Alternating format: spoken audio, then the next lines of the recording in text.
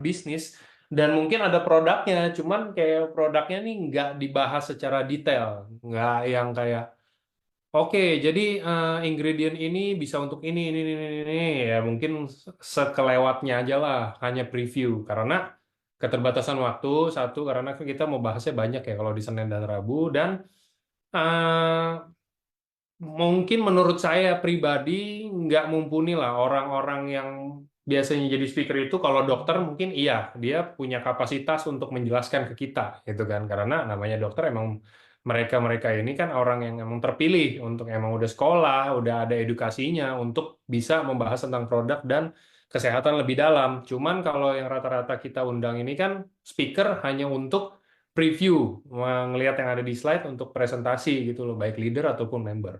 Nah, hari ini di hari Sabtu ini kita udah mengundang speakernya ini dokter pasti kalau setiap hari Sabtu. Jadi hari Sabtu ini kita akan bahas lebih dalam tentang produk karena kebetulan mungkin speakernya kan pasti mempunyai kapasitas yang lebih untuk bahas tentang produk, mungkin tentang ada isu-isu penyakit, mungkin tentang ini ingredientnya bisa untuk apa aja dok, atau apa gitu kan biasanya. Nah, jadi hari ini hari yang cocok buat teman-teman semuanya kalau mau belajar lebih lagi tentang produknya, baik Subarasi, baik Utsukushi Gold. Jadi tema hari ini kita kode-kode.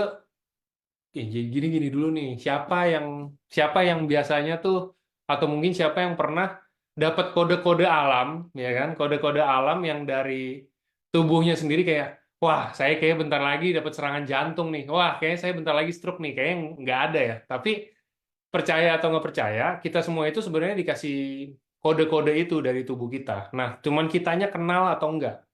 Jadi hari ini temanya itu kan kode-kode dari tubuh kita, apakah mungkin nanti kita nextnya akan kena stroke atau kena serangan jantung, sebenarnya gitu. Jadi hari ini juga saya sudah mengundang seorang dokter yang akan membahas tentang tema ini. Jadi mungkin nanti kalau mau yang tanya-tanya, biasanya kita tanya-tanya itu di akhir sesi. Jadi setelah dokter sharing materi, memaparkan materinya, baru kalau ada yang nggak jelas atau mungkin mau tanya tentang pengalaman pribadi atau pengalaman downline atau pengalaman apa itu terserah boleh tapi biasanya di akhir. Jadi kalau bisa sekarang kita simak dulu penjelasannya dan langsung aja eh, dokternya sudah hadir. Oke, nah udah ada dokter Islami yang akan sharing ke kita hari ini tentang kode-kode itu. Jadi mungkin nanti kode-kode itu kan artinya apa ya? Kayak sebenarnya gejala ya kita bilangnya ya. Kalau bahasa awamnya itu sebenarnya gejala. Cuman balik lagi kan kalau gejala yang lumrah, gejala yang basic-basic itu ya kita bisa cari di Google. Biasanya cuma tulis gejala serangan jantung. Wah, keluar tuh semuanya tuh. Oh, tangan keringetan, keringet dingin, apa segala macam gitu-gitu dan lain-lainnya. Tapi ini kode-kode apa? Mungkin ada yang beda, mungkin juga ada yang sama kayak yang di Google, cuman dijelasin lebih dalam lagi nanti sama dokter karena speakernya kan dokter. Oke, selamat sore dokter.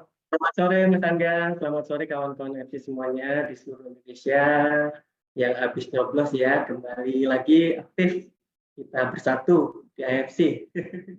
Iya, tapi dokter udah nyoblos juga. Dokter asli mana? Bukan Pekanbaru kan, Dok? Bukan, saya Jawa Timur, Lamongan. Nah, Tugas- berarti nyoblosnya di Tugasnya di Pekanbaru. nah, terus nyoblosnya di Pekanbaru, dapat surat Ya, surat nyoblosnya di dinas gitu ya. Pekanbaru. Betul, betul. Ya, oke kalau gitu. Silakan dokter kalau mau langsung dimulai, monggo. Ya, baik, makasih Mas Angga yang senantiasa membantu kita ya. Nggak kenal lah di hari Sabtu yang memang waktunya untuk keluarga masih sempat-sempatnya memikirkan kita ya. Terima kasih Mas Angga, terima kasih pada AFC di mana ingat ya kesuksesan orang bilioner dunia yang nomor 4 adalah support system.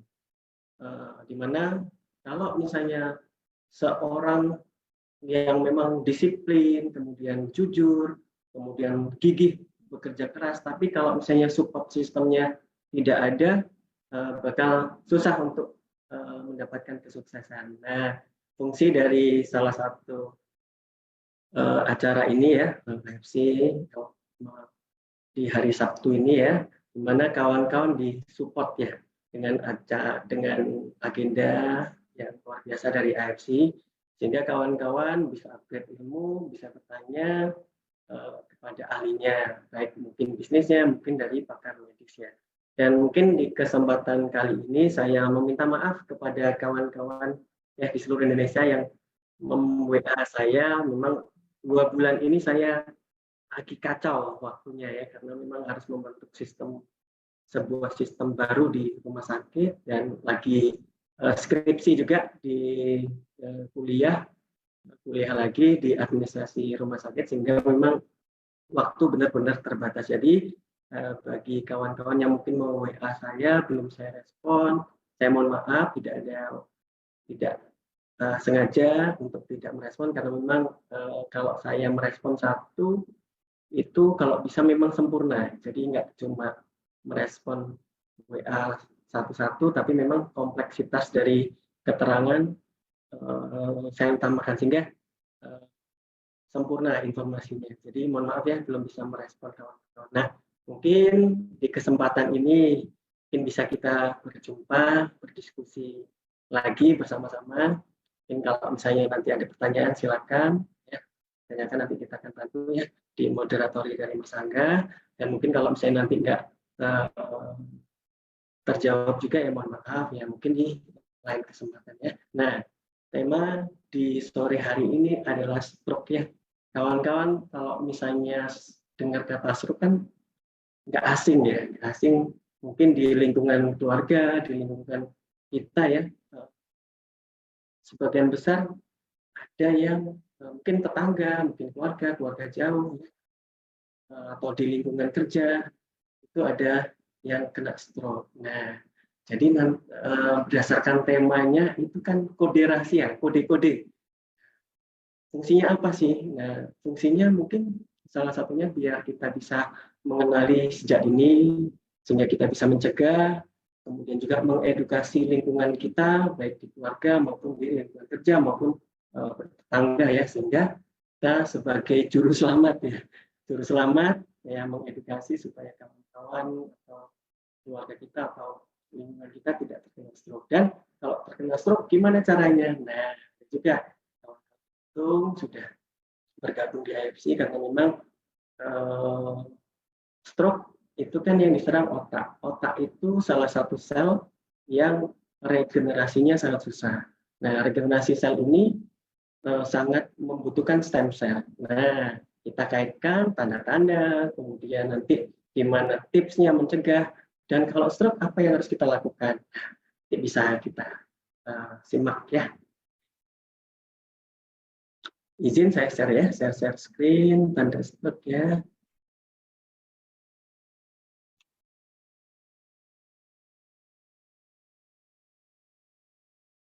Nah, ini tema kita hari ini adalah kode-kode tubuh ya, tubuh kita, tubuh Anda, ya, tubuh keluarga kita, tubuh tetangga dan lain sebagainya akan terkena stroke. Apa saja sih tanda-tanya, clue-cluenya ya, sinyal-sinyalnya?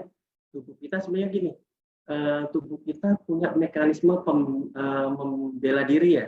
Kadang-kadang kita tidak peka terhadap tanda tersebut. Nah, di pertemuan kali ini mudah-mudahan kawan-kawan nanti bisa mengenali tanda-tandanya, sehingga kita bisa mendeteksi dan mencegah sejak dini ya, dan terhindar dari stroke.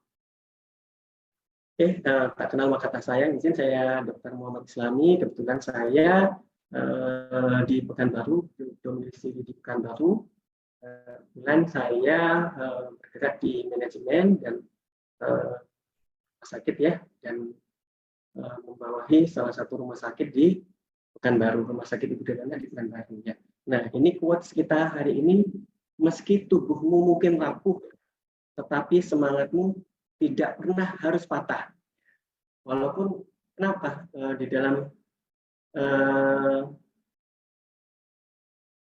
kekuatan kita yang dominan itu kuantum ya, adalah psikologis atau alam bawah sadar kita, yaitu semangat.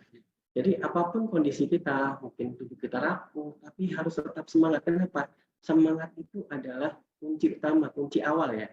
Karena keajaiban pemulihan dimulai dari tekad dan keyakinan. Nah, jadi kalau misalnya kawan-kawan nggak punya tekad, nggak punya keyakinan, nggak yakin mau sembuh, nggak punya tekad berusaha supaya mau sembuh, ya susah.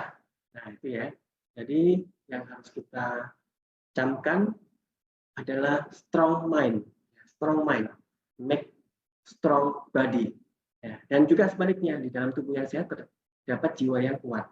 Nah, tetapi yang lebih utama memang jiwa yang kuat akan membuat tubuh kita senantiasa akan sehat. Ya, oke. Nah, agenda kali ini mungkin stroke ya. Apa itu stroke? Stroke. Mungkin banyak yang sudah dengar, tapi ada yang sudah paham, ada yang setengah paham ya. Nah, kan kita bahas ya. Kemudian dampaknya, kemudian tandanya, kemudian tips terhindar dari stroke ya. Nah, dan kali ini saya ngasih konsep, saya suka konsep ya dalam mengkaji suatu penyakit itu saya suka paling dasar. Dasar itu kunci utama suatu penyakit itu landasannya contoh ini aja. Semua penyakit itu berasal dari usus. Nah, kayak contoh kemarin penyakit GOT, penyakit asam urat. Kita obatin asam uratnya, tapi sampah dalam ususnya kita nggak bersihkan, jadi akan kambung lagi itu asam uratnya. Nah, disitulah mungkin kawan-kawan kita akan share apa sih inti dari stroke itu apa yang bermasalah, ya. Nah, pertama definisi dulu ya. Nah, stroke dari tata bahasanya dulu ya, dari katanya nih. Stroke itu serangan, jedas serangan yang cepat ya, pukulan senjata, bang gitu ya, cepat mendadak. Nah, itu arti dari stroke ya, bukan tiba-tiba stroke adalah pecahnya pembuluh darah, tidak. Ya, stroke dari definisi awal adalah serangan mendadak dengan bisa senjata, pukulan dan sebagainya. Itu stroke ya. Atau suatu gerakan yang tidak terputus, langsung terus dam. Kalau mukul seperti itu ya, stroke. Terus tekan terang. Nah, itu ya, stroke. Nah, dari bahasa itu tadi kawan-kawan bisa membayangkan, oh stroke ada kata kunci. Kata kuncinya cepat dan mendadak. Nah, ya, cepat dan mendadak. Serangan cepat dan mendadak. Nah, apa yang diserang? Nah, itu yang berdasarkan waktu dan lain sebagainya, istilah tersebut digunakan oleh ahli neurolog di Indonesia ya, atau gangguan dari pembuluh darah di otak. Nah, itu ya. Jadi serangan secara cepat ya, dan mendadak di dalam otak. Nah, itu kasarannya ya, kasarannya. Nah, kemudian dari definisi WHO apa dok? Ya, menurut WHO ya, stroke adalah suatu keadaan di mana ditemukan tanda-tanda klinis yang berkembang secara cepat. Ya, ini kuncinya secara cepat, yaitu defisit atau penurunan neurologik atau fungsi saraf. Ya, ingat fungsi saraf kita itu pusatnya di otak. Ya, yang diserap ke otak kok tangannya bisa lumpuh karena sinyal-sinyal dari tangan itu akan diproses di dalam otak. Jadi sumbernya adalah otak. Sehingga kalau otaknya terserang, otaknya bermasalah, terjadi gangguan fungsi saraf, ya, saraf untuk menggerakkan atau saraf motorik ya untuk menggerakkan atau saraf raba, rangsangan tidak terasa, mungkin terasa kebas atau dipukul kena kebakar tidak terasa. Nah, itu termasuk juga salah satu fungsi sarafnya. Nah, fungsi saraf tadi itu dapat memberat ya dan berlangsung selama 24 jam atau lebih. Ya, bahkan menyebabkan kematian. Ya. Nah, tanpa adanya penyebab lain yang jelas ya selain vaskular. Itu definisi dari WHO. Nah, panjang dok definisinya. Oke, kita bikin simpel. Oke, ya. Jadi apa sih sebenarnya stroke itu kawan-kawan untuk mudahnya ya? Stroke nih kita lihat ya gambar usia muda tapi sudah terkena stroke. Ya, itu biasanya ada gangguan kelainan dari pembuluh darah, kemudian nggak menjaga, kemudian pecah ya. Dimana anak-anak muda sekarang juga gampang terkena stroke, apalagi makanan, kemudian pola hidupnya yang nggak bagus ya, ditambah polusi, ditambah ya stres yang cukup tinggi, Apalagi yang kemarin habis nyoblos kalah ya. Habis nyoblos kalah itu stres. Nah, hati-hati ya, jangan sampai stroke. Atau yang nyalon ya, yang nyalek itu kemarin, yang nyalek kemudian nggak terpilih, suaranya eh, nggak pas ya, nggak kuat ya, kemudian stres yang besar. Nah, hati-hati, itu salah satu faktor pencetus terjadinya stroke. Ya, hati-hati. Yang kemarin nyalek ya, di sini ada yang nyalek, kawan-kawan, boleh dicat, ada yang nyalek kira-kira? Ada yang nyalek ya, hati-hati kalau ada yang nyalek ya. Hati-hati kalau ada yang nyalek, hindari stres ya, direlakan saja kalau misalnya ada uang yang sudah digelontorkan, jadi ibadah untuk negara aja ya. Ada kawan-kawan yang nyalek? Nggak ada ya? Oke, terima kasih responnya ya. Terima kasih Bu Alma ya responnya. Berarti nggak ngantuk ya. Oke, nah jadi simpelnya ini kawan-kawan yang saya merahin ya. Stroke adalah kondisi kesehatan yang terjadi ketika, nah ini, pasokan darah ke otak terganggu atau berkurang secara tiba-tiba. Nah, darah nggak ngalir ke otak, bisa tersumbat, bisa pecah. Nah, itu ya kawan-kawan.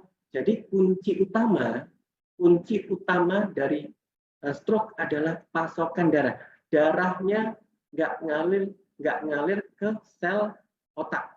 Ya, darahnya tidak sampai ke sel otak. Nah, sel otak ini sangat sensitif terhadap nutrisi dalam darah. Nanti saya tekankan ya. Nah, saya terangkan juga apa sih sumber utama nutrisi dari otak. Ya. Nah, tapi kunci dulu ya, kawan-kawan, yang perlu digarisbawahi adalah ini, pasokan darah ke bagian otak terganggu atau berkurang secara tiba-tiba. Nah, penyebabnya ada dua, sumbatan dan pecah. Nah, itu aja ya. Semudah saya menerangkan, mudah-mudahan mudah ditangkap ya dengan bahasa-bahasa awam ya. Jadi aliran darah atau pasokan darah nggak sampai ke sel otak karena tersumbat atau karena pembuluh darahnya pecah.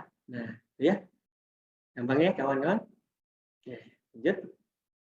Iya, nah kunci utama stroke. Nah, ingat ya, ini tadi saya bahas pasokan darah di garis bawah ya. Darah, pasokan darah ya ke otak itu terganggu ya secara tiba-tiba. Nah, itu kunci.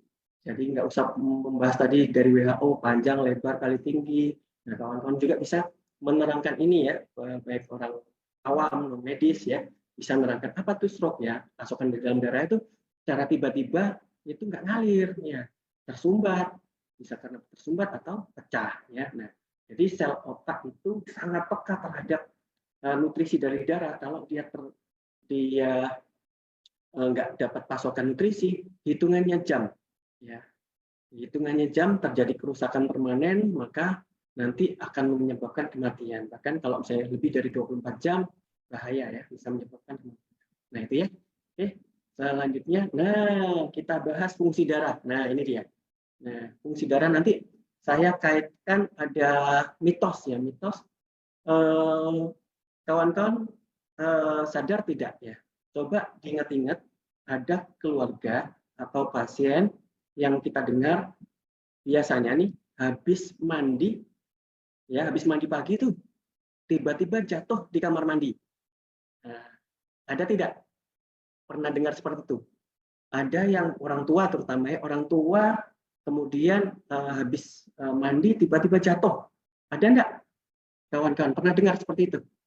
Pernah ya? Oke, terima kasih Mas Zaki, Mas Agus ya, sering. Bentar. Nah, atau habis mandi pagi itu kok nggak enak badan, kemudian tidur.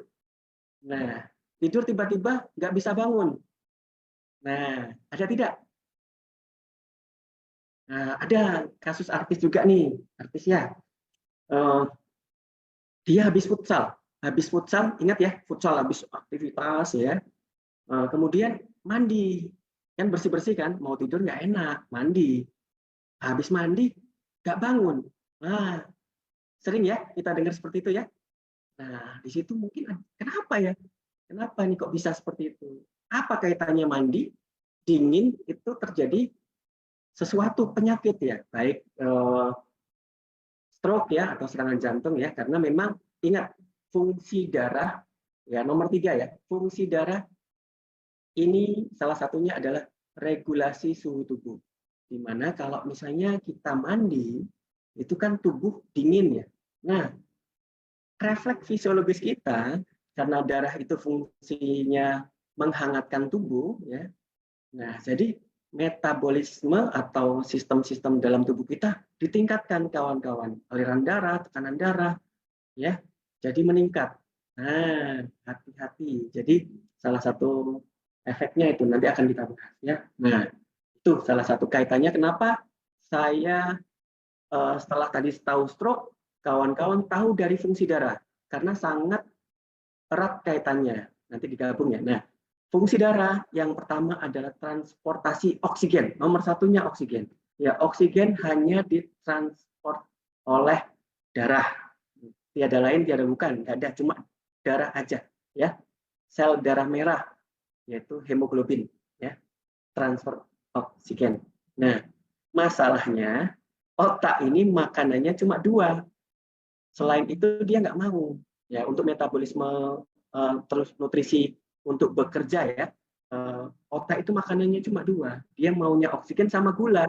Nah, oksigen sama gula itu yang ngantarkan darah. Nah, ini kan nomor 1, transportasi oksigen, transport nutrisi, terutama glukosa. Nah, glukosa ini tadi ya sangat diperlukan oleh otak. Nah, ngeri ya. Jadi darah ini sangat dominan diperlukan otak. Ya, ini kalau misalnya respon tubuh misalnya dingin, tangan dingin ya, karena nggak dialirkan. Ya, tangan dikorbankan ya kalau misalnya dingin, suhu dingin, tangan dikorbankan supaya aliran darah ke otak dijaga. Nah, itu loh. Saking pentingnya otak, organ lain kadang dikorbankan. Ya, itulah sangat penting otak kita ya. Nah, kita ya, oke. Nah, kemudian yang hitam ya, yang saya merahkan itu yang saya kaitkan langsung dari fungsi ke otak ya. Oke. Yang kedua, pengangkutan produk sisa metabolisme ya. Kayak kemarin itu habis metabolisme kayak asam laktat, asam purin-pirimidin ya, asam urat itu ya. Nah, itu lewat darah dibuang ke urin ya. Kita nggak terlalu bahas ya. Kalau nomor 2 biasanya karena penyakit radikal bebas yang banyak sehingga merusak sel.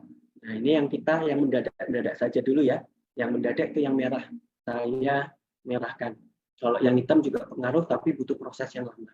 Oke, nomor 3, regulasi suhu tubuh, fungsi darah. Ingat tadi darah akan berfungsi sebagai penghangat tubuh kita karena kita kan sebagai makhluk yang berdarah panas ya. Nah, nggak berdarah dingin ya. Nggak berdarah dingin, darah panas sehingga fungsi darah adalah menghangatkan tubuh. Nah, yang selanjutnya pelindung diri dari infeksi ya. Sel darah putih utamanya ya, sistem imun ya. Kita nggak terlalu membahas ini. Kemudian pengaturan keseimbangan cairan ya, di mana sel kemudian di dalam darah harus seimbang cairannya. Nah, penting juga memang, tetapi kaitannya nggak langsung. Di mana kawan-kawan perbanyak minum air putih ya supaya keseimbangan cairan di dalam tubuh kita akan bagus. Nah, ini sedikit tips ya. Sedikit tips kenapa kalau kita kurang minum itu pinggang kita sakit. Nah, ingat ada organ-organ di dalam tubuh kita yang peka terhadap keseimbangan cairan. Salah satunya bantalan bantalan tulang belakang. Ya, bantalan tulang belakang atau diskus intervertebralis kalau bahasa medis ya.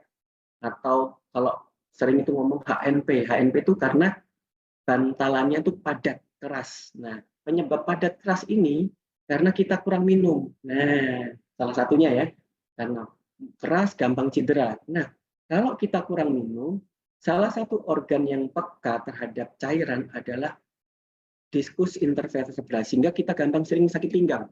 Ya, bukan sakit ginjal, karena bantalan tulang belakang kita bermasalah kekurangan cairan. Ya, jadi kawan-kawan yang sering sakit pinggang, apalagi masih muda, kemungkinan kurang minum.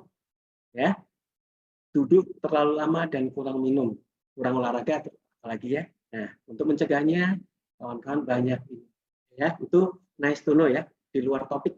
Nah, selanjutnya pembekuan darah. Nah, kenapa ini kaitannya sangat bahaya. Nah, di mana di kondisi-kondisi tertentu, salah satunya dingin, kemudian stres, itu terjadi peningkatan hematokrit, darah semakin kental.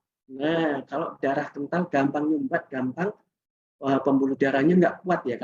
Kalau darah kan dilewati selang ya, selang itu pembuluh darah. Kalau darahnya itu kental banget, selangnya gampang bocor atau gampang tersumbat. Nah, jadi hati-hati. Fungsi dari darah nggak cuma mengalirkan nutrisi tadi, kalau bermasalah, ya, kalau berlebihan, efeknya salah di dalam tubuh, respon salah, jadi malah membeku. Hati-hati, ya. Nah, terus kemudian ada transportasi hormon, kemudian zat kimia. Jadi ada 3 ya, 1, 3, 7 yang kawan-kawan garis bawahi. Dan nanti akan saya terangkan. Oh ya, ini terima kasih Mas Angga. Ini izin kalau misalnya slide-nya belum bagus, maaf ya kawan-kawan, baru sempat bikin slide-nya 1 jam sebelum Zoom ya. Jadi, tapi saya upayakan semaksimal mungkin supaya kawan-kawan mungkin nanti kalau ada kekurangan mohon ya. Nah, ada 3 ini ya. Ya. Nah, ingat ya, ini take home message ya. Nah, otak manusia kebutuhan utamanya gula ya dalam bentuk glukosa dan oksigen. Nah, jadi kawan-kawan jangan, dokter dulu suruh hindari gula, Dok. Ini dokter otak makanannya gula, kan bertolak belakang. Nah, tidak. Nah, jadi di dalam tubuh kita ya, di dalam tubuh kita cadangan gula dari lemak dipecah, kemudian dari asupan makanan itu cukup menutrisi dari otak. Yang bermasalah hanya tidak sampai gulanya.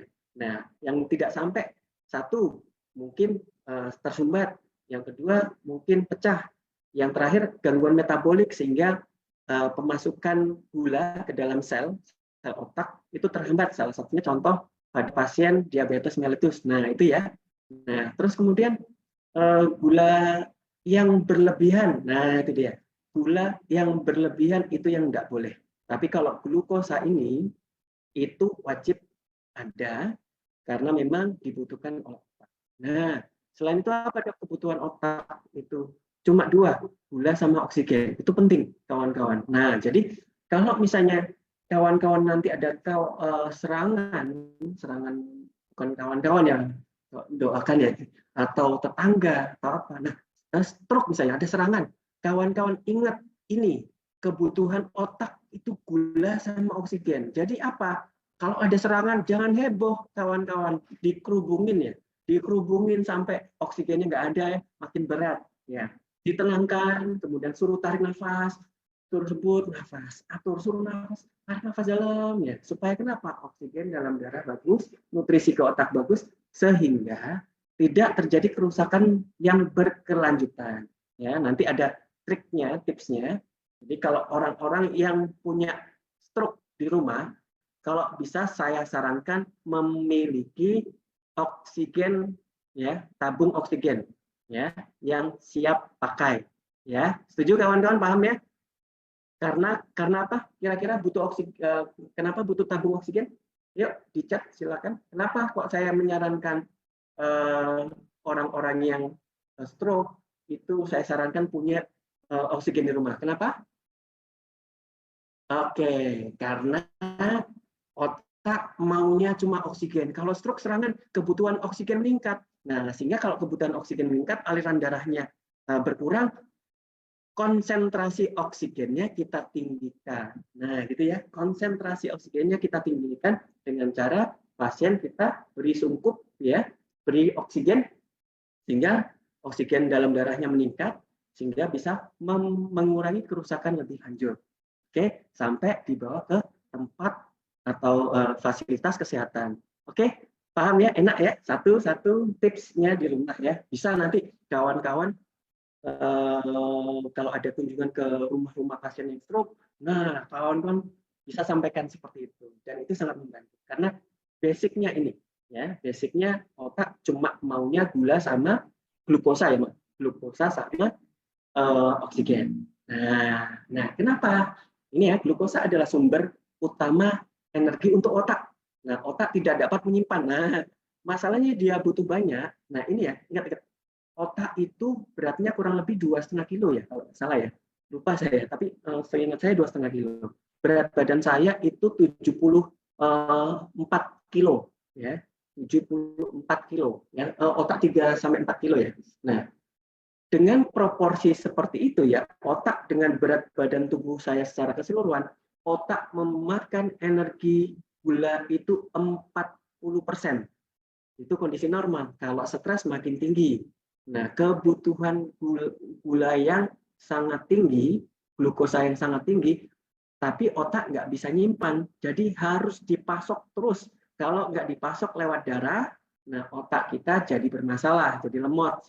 Kalau gula dan oksigennya ke otak berkurang, jadi gangguan kognitif ya.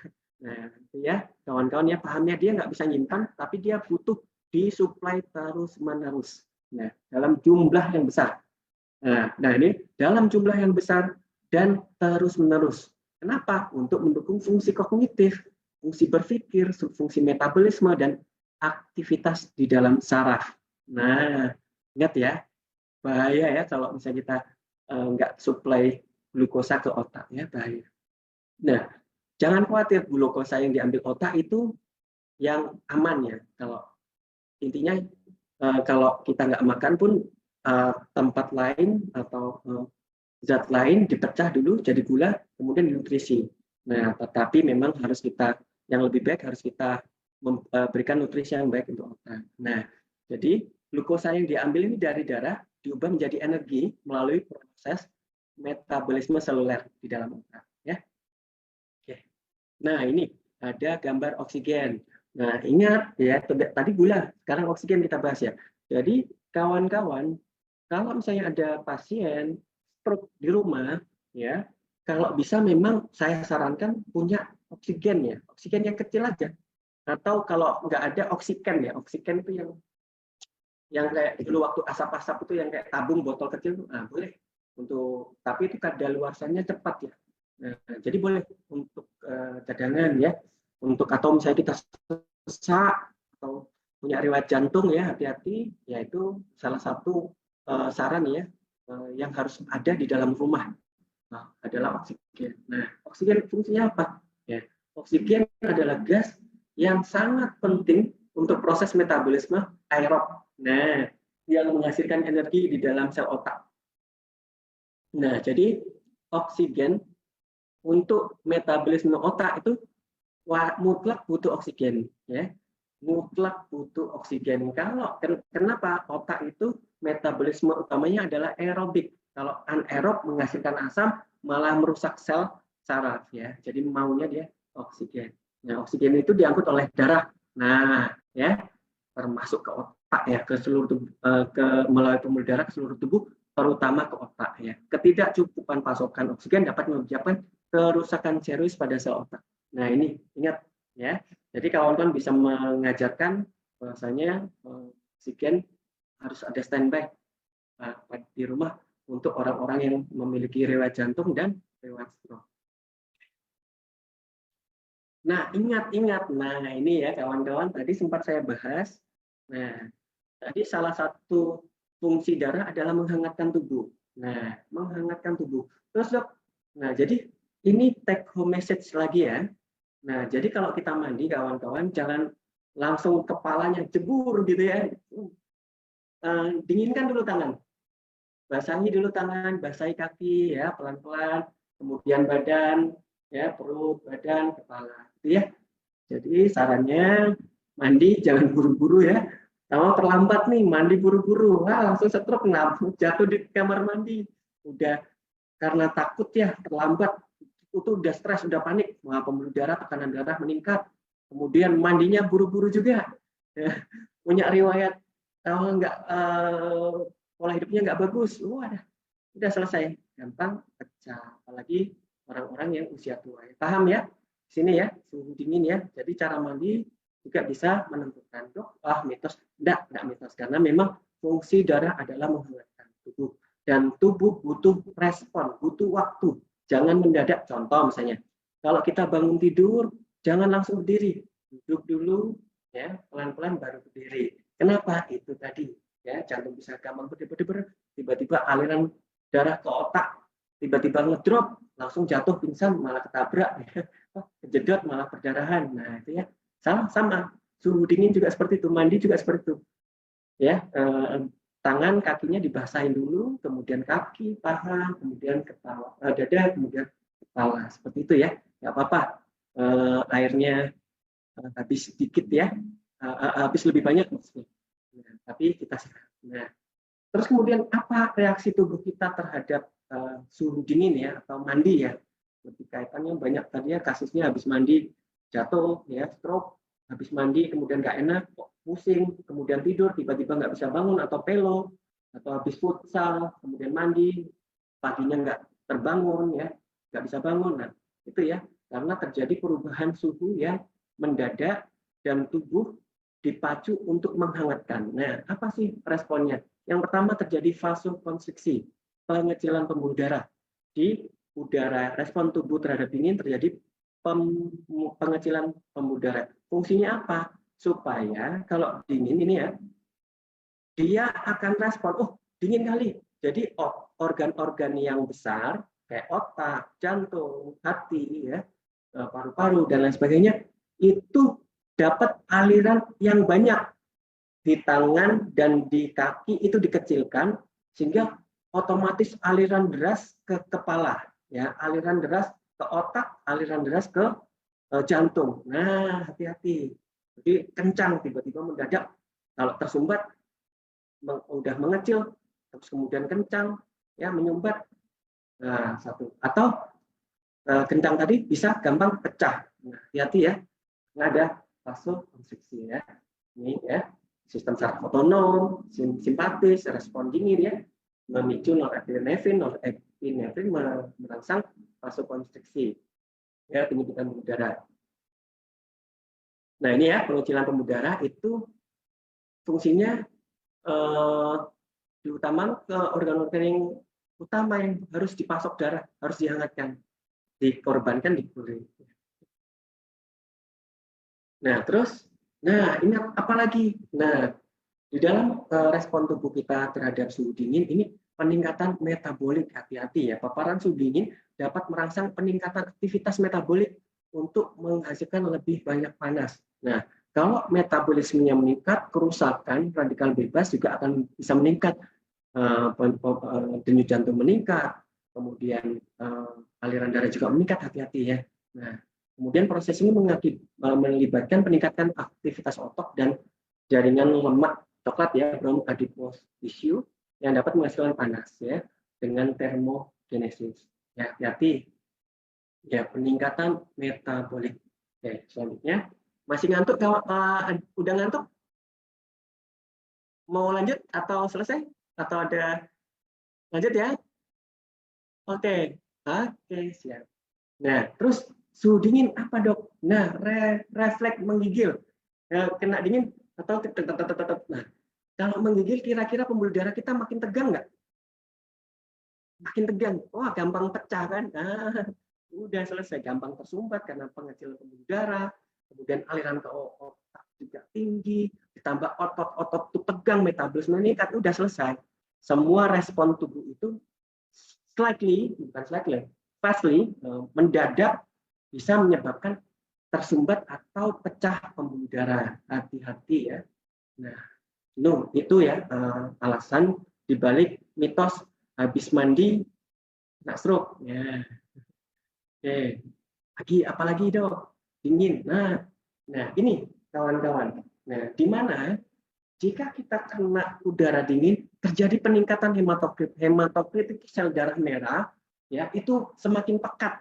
Nah, semakin pekat berarti kekentalan di dalam darah itu meningkat. Nah, kekentalan darah meningkat ini memudahkan kita terjadi sumbatan.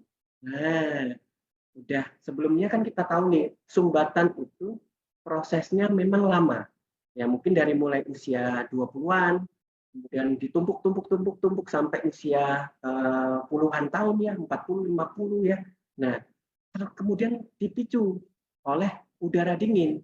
Ya, tadi mengecil pembuluh darahnya, vasokonstriksi, kemudian kental, udah nyumbat, nyumbat deh. Nah, aduh, apa namanya, terlambat kita menyadarinya. Nah, mudah-mudahan dengan slide saya, mudah-mudahan bisa bermanfaat ya buat kawan. Karena itu ya, kalau dingin itu hematokrit meningkat, jadi kental darah kita ya. Memang kenapa kok kental, Dok? Ya karena kebutuhan oksigen meningkat. Hematokrit itu isinya hemoglobin. Nah, hemoglobin dibutuhkan banyak untuk ngangkut oksigen. Nah, karena metabolisme tadi meningkat. Nah, jadi peningkatan hematokrit. Dok, ini berarti berbahaya. Ini sebenarnya respon tubuh kita menyelamatkan diri, tetapi ini karena kita tadi ya kesalahan-kesalahan di masa lalu ya, sehingga respon tubuh sama ketahanan tubuh kita nggak balance. Kita nggak tahan terhadap respon tubuh yang alami ini, jadi suatu penyakit. Ya, salah satunya stroke ya. Paham ya? Oke. Nah, ingat lagi. Nah, oke, ini stres, apalagi ini kan penting ya. Dimana ingat ya, penyakit itu biasanya terdiri dari 3 ya. Masalah atau dampak atau penyebab. Somato, psikososial. Nah, somato itu tubuh kita. Psikis. Nah, psikis atau stres. Saya bahasnya aja stres ya. Itu sangat mempengaruhi dalam tubuh kita. Ya, kalau kita stres, kortisol naik, tensi naik, pembuluh darah naik, gula darah naik, ya. Nah, jadi sangat banyak nih kasus-kasus stres, apalagi habis pilpres ya, pilpres sama pil caleg ya, yang kemarin-kemarin kalah ya. Jangan khawatir, kita bersatu ya, tetap bersatu, kita bersaudara ya, karena memang pada dasarnya Indonesia ini untuk milik kita semua dan AFC untuk kita semua juga ya. Dan mudah-mudahan dengan adanya kita pembawa persatuan, kita sebagai agen pembawa pemersatu bangsa dalam kesehatan di dalam AFC. Semoga nanti ya, saya harap Indonesia jadi makmur, jadi sehat, dan kita saling bersatu. Nih, izin ya. Ini saya mata apa nih? Mata belok ya. Ini saya bisa bersahabat dengan mata sipit ya. Di mana di AFC bersahabat baik ya. Jarang banget nih bisa komunikasi sama mata tangga nih, misalnya matanya sipit nih. Rupanya baik banget. Ya, nah, disitulah di AFC ini sebagai salah satu pembuktian kita ini bersaudara, kita bisa bersatu dengan damai ya, dengan cinta kasih dan itu ya, saya suka masuk di AFC karena ini yang melandasi saya senang masuk di AFC karena banyak kebaikan yang saya rasakan ya, salah satunya ini ya, kita bisa bermanfaat, kita nggak ada penghalang, nggak berbeda-beda dari Papua sampai Aceh ya, sama kita ya, sama-sama bisa memberikan manfaat bagi masyarakat, bagi Indonesia, bagi keluarga ya. Nah, stres ini apa sih stres nih? Kenapa kok stres ini bahaya? Nah, itu tadi kenapa? Stres bisa pembuluh darah menyempit, kawan-kawan. Nah, itu tadi udah bangun terlambat, kita mandi dingin, ya kaget, takut dimarahin bos. Nah, kita buru-buru. Waduh, hati-hati, jangan. Ya, hati-hati. Dari stres ya, dari panik.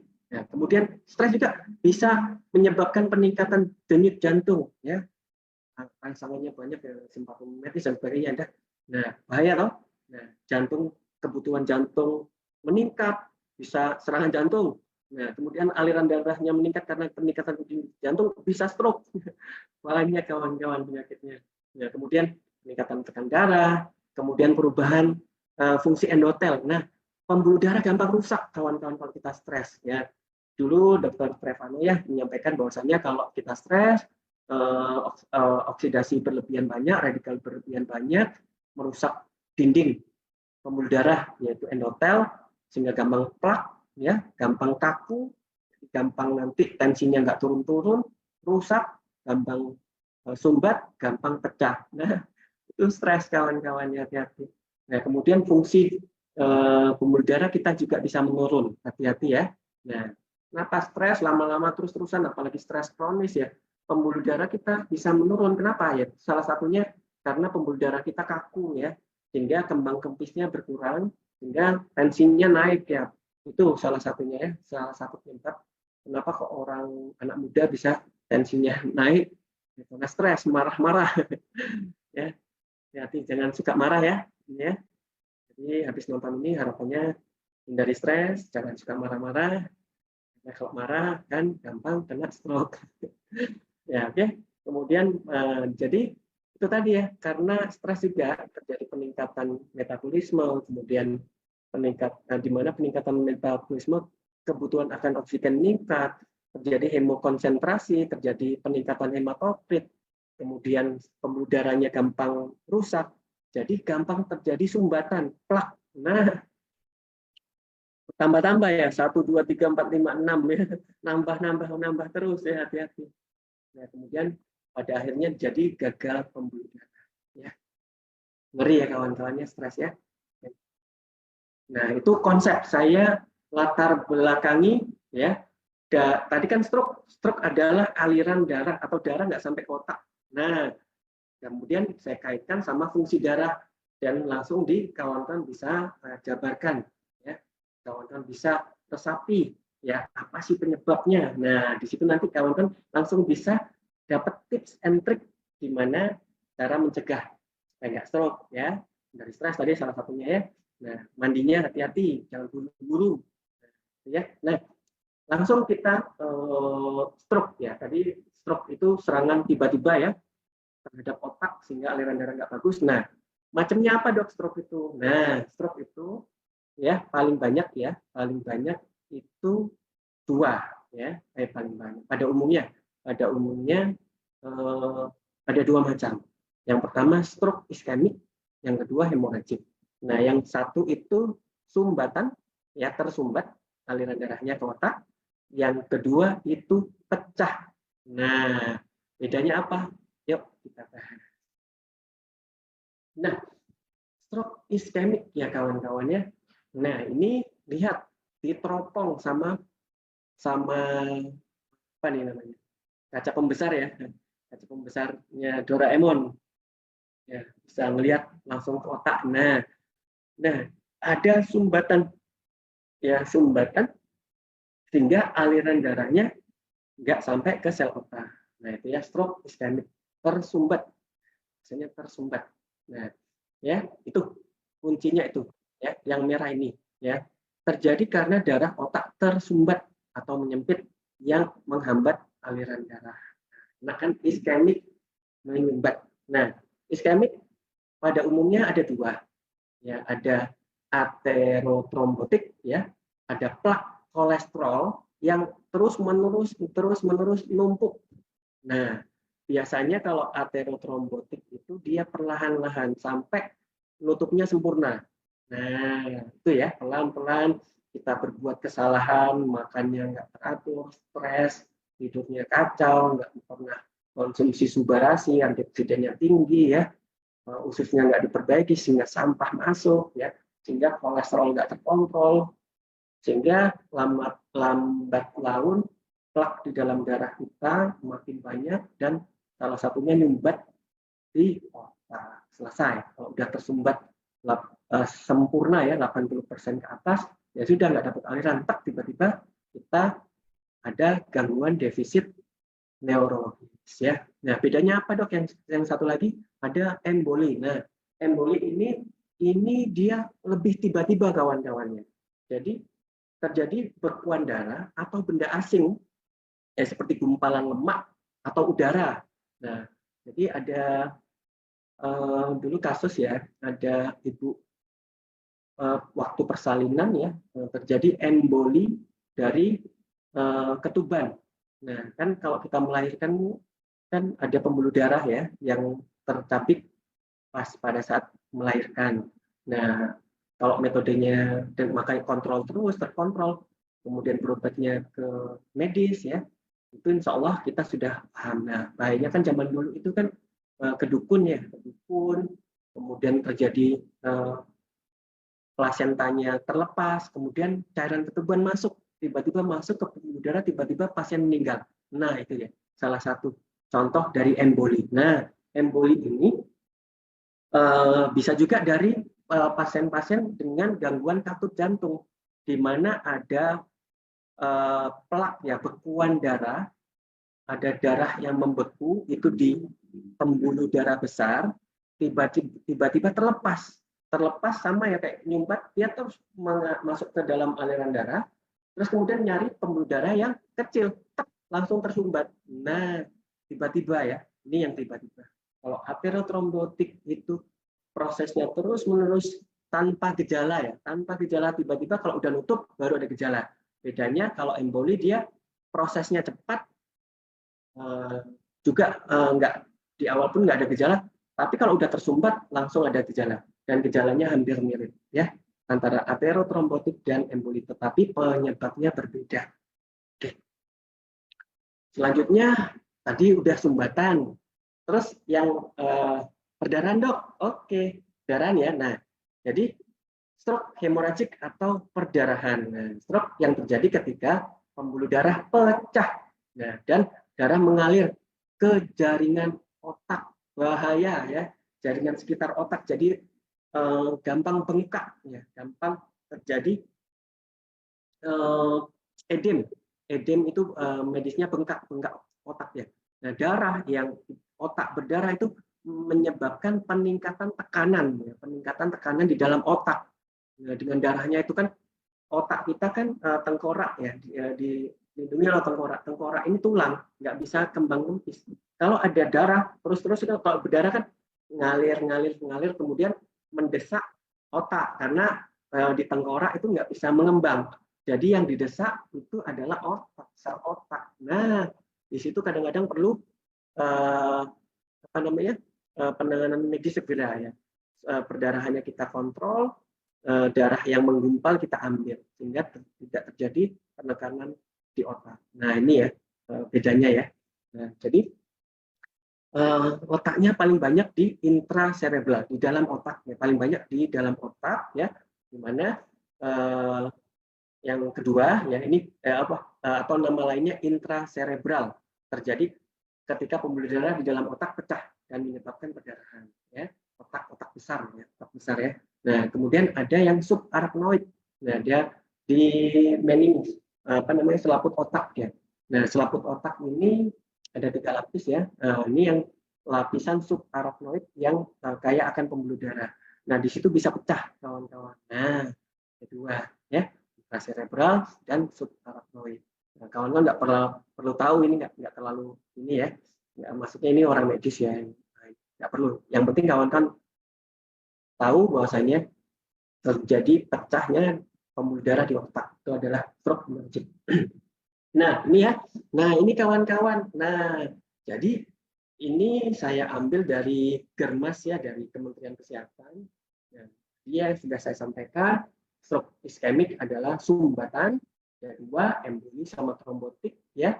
Trombotik plak terus menerus, kemudian emboli tiba-tiba mendadak nutup ya. Dan kemudian stroke hemorragik ada 2, intracerebral dan subarachnoid. Nah, gejalanya ini lihat ya.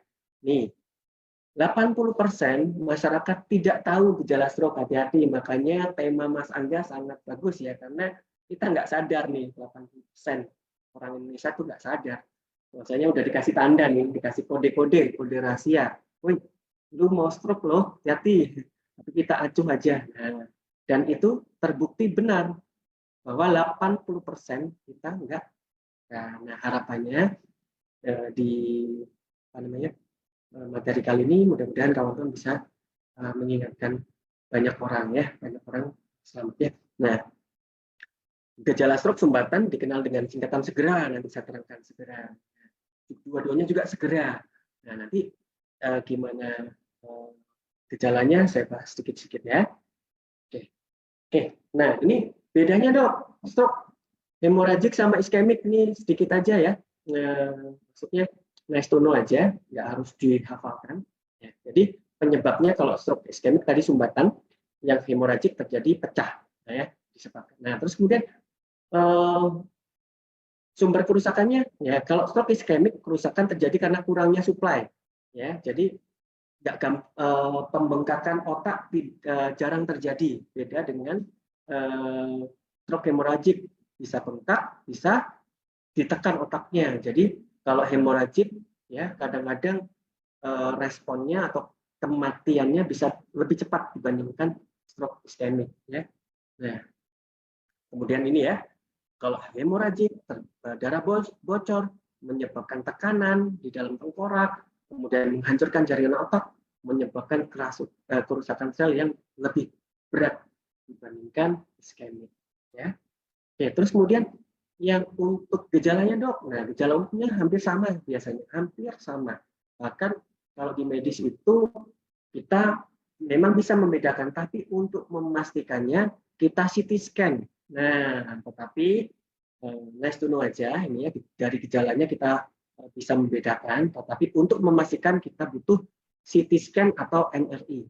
Ya, nah kalau stroke iskemik ya gejala umumnya berkembang secara perlahan-lahan dan melibatkan misalnya kesulitan bicara, kelemahan, ya, atau mati rasa pada satu sisi tubuh, kesulitan berjalan, kemudian ada gangguan penglihatan. Nah, nanti ini saya ada gambarnya ya. Nah, cukup berkembangnya secara perlahan-lahan. Nah, kalau hemoragik dapat muncul dengan cepat, ya, melibatkan sakit kepala parah, muntah, dan bisa kejang ya. Ya, kalau kesulitan memahami atau berbicara itu sama. Tapi yang perlu digarisbawahi adalah kalau hemoragik relatif ya dia lebih cepat dan relatif juga mengakibatkan sakit kepala lebih berat, bahkan bisa muntah dan kejang. Oke.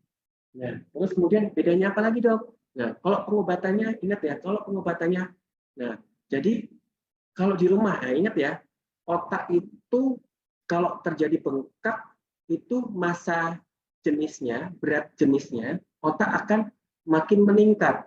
Nah, jadi kalau misalnya kawan-kawan itu kalau di rumah misalnya terjadi orang serangan stroke, saya sarankan posisi setengah duduk wajib ya. Itu wajib kenapa? Head up kalau bahasa medisnya kita kalau penanganan stroke kita head up 30% kalau penanganan di UGD ya. Di mana kenapa? Mengurangi efek gravitasi atau beban berat lebih tinggi karena posisi selonjor itu akan aliran darah makin tegang, bisa bengkak ya, bisa edem otak, bisa lebih meningkat ya, terjadi kerusakan sekunder. Jadi apa? Selain tadi dikasih oksigen tadi ya, jadi kawan-kawan di head up, posisi kepalanya di setengah duduk. Nah, didudukkan ya, didudukkan sedikit sehingga aliran darah atau tekanan di dalam kepala berkurang. Ya, ada take home message ya, itu penting. Head up ya, dicatat ya head up ya kalau ada serangan stroke head up. Nah, head up-nya caranya jangan di leher ya, itu tegang makin sakit. Head up-nya dari pinggang ya, dari ini posisi ya, posisi tubuh misalnya ini ya. Nah, gini, ini kepala ini kepala. Nah, jadi ini pinggang di head up. Nah, dari pinggang jadi lurus. Nah, kepalanya lurus, selurus tubuh itu 30 derajat ya. Itu ya kawan-kawan, tirah tidurnya head up 30 derajat. Nah, pengelolaan itu yang penting, yang pertama oksigen, kemudian head up 30 derajat. Nah, kemudian kalau iskemik ada terapi, dipastikan dulu ya dari CT scan, kemudian diberikan terapi anti bekuan darah. Nah, kalau stroke hemoragik malah dikasih anti perdarahan. Nah, jadi berbeda case-nya, jadi harus dipastikan ya. Oke, dampak. Nah, ini ya. Nah, kawan-kawan, tadi kan di awal tadi saya menyampaikan kita sering nih jumpain orang-orang kena stroke. Nah, ingat nih ya kalau tetangga kita nggak merasakan, kalau di dalam ruang di keluarga sendiri, nah apa sih dampak psikologis pasien kena stroke? Nah, nggak cuma dampaknya ke pasien saja, di keluarga juga nih. Nah, jadi kawan-kawan nanti kalau misalnya ada pasien stroke yang perlu bantuan kita untuk AFC ya, jadi dimotivasinya jangan hanya pasiennya saja, keluarganya. Kenapa? Karena keluarganya juga berdampak. Ya. Samping kita harus memulihkan psikologis, di quotes saya pertama ya, mentality harus kuat. Ya. Nah, ini dampak signifikan ya. Saya tekankan di psikologis. Apa saja yang terjadi? Nah, jadi depresi. Ya, orang kena stroke itu depresi kawan-kawan. Ya, banyak pasien stroke mengalami perasaan sedih, kehilangan minat, kurang motivasi. Jelas tuh yang udah kena stroke. Nah, ini harus kita pulihkan ya. Kemudian faktor fisik dan perubahan gaya hidup yang digabung oleh stroke dapat berkontribusi jadi depresi, nggak lemah, butuh orang, ya nggak bisa mandiri, itu bisa menyebabkan depresi. Udah depresi, stres, itu tadi balik lagi ke slide awal saya tadi ya, nggak sembuh-sembuh. Ya, jadi udah stroke nggak sembuh-sembuh, ya salah satunya ini nggak konsumsi AFC, kemudian depresi selesai. Nah, terus kemudian cemas ya, pada orang stroke itu cemas. Nah, kekhawatiran tentang masa depan, jelas ya aku stroke ini gimana anak saya, gimana anak pasiennya gitu ya. Dan ya mudah-mudahan kita terhindar dari stroke ya. Nah, gimana pasiennya, gimana masa depan, nggak bisa dapat uang dan lain sebagainya. Nah, itu cemas, makin stres, nah nggak sembuh-sembuh ya. Jadi kawan-kawan, ini juga harus diedukasi. Nggak cuma kita edukasi terkait konsumsi AFC, ini harus kencang juga karena dengan kita memotivasi ini, stres atau kerusakan nggak berkembang, sehingga kekuatan pemulihan itu bisa cepat, hasilnya juga bisa cepat didapat. Nah, ya, terus kemudian yang dirasakan dampak psikologisnya kesepian, ya, terisolasi, ya, hasilnya ya sepi ya, biasanya bisa nongki-nongki, nongkrong-nongkrong ya. Nah, sekarang enggak bisa.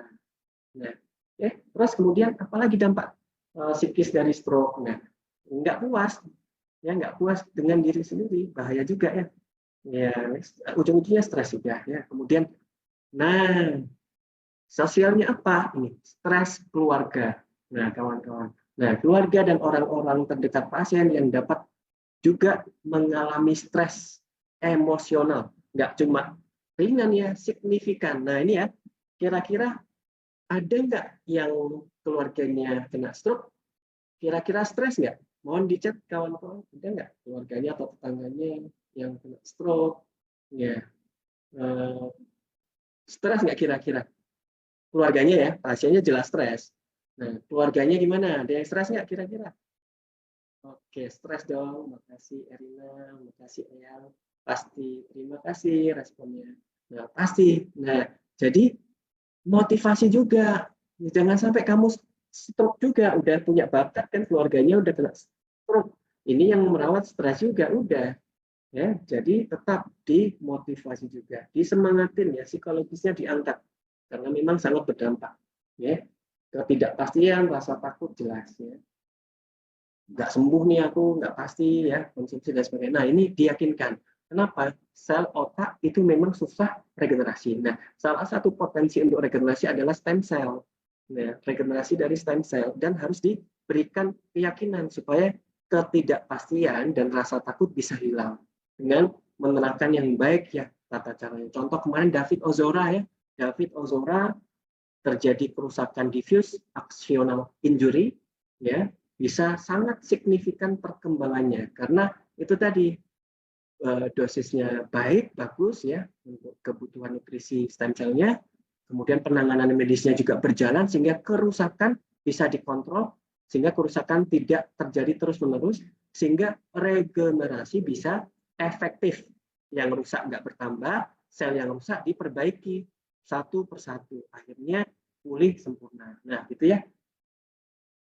Oke, selanjutnya dampak psikis, gangguan kognitif jelas pasiennya biasanya gampang marah. Jadi orang-orang post stroke kalau gampang marah nggak usah kita marahi, memang seperti itu ya kawan-kawan. Yang biasanya kan habis stroke memang bawaannya gampang emosi.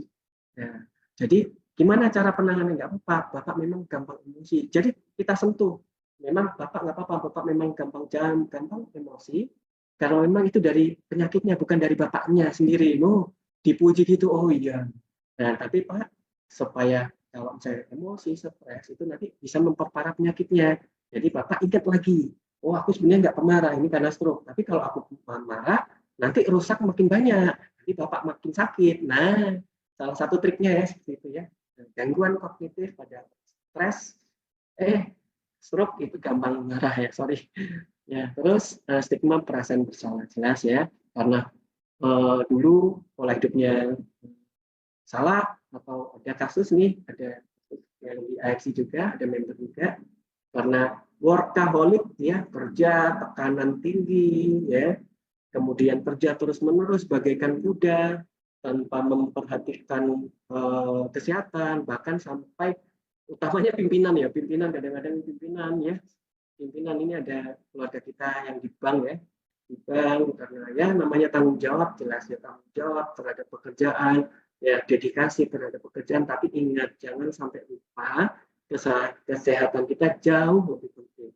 Kalau misalnya kita sakit selesai, kerjaan pun nggak selesai, kemudian finish, nah kan kesehatan kita finish, ya. Jadi ini juga terjadi stigma merasa bersalah, kenapa zaman dulu aku nggak jaga, sekarang kena stroke, ya.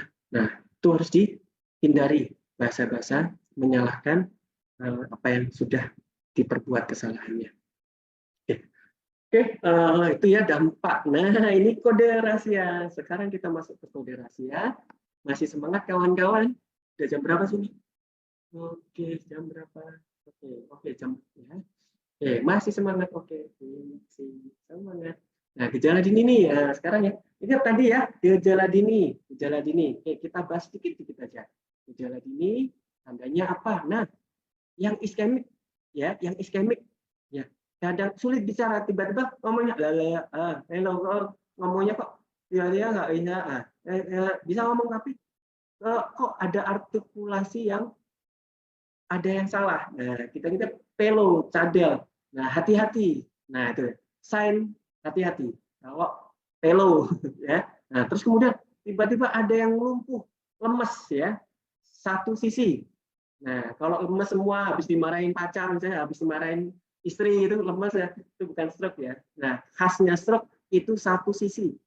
Ya, satu sisi. Ya khas ya. Pada umumnya itu satu sisi. Kelemahan separuh badan, ya, separuh.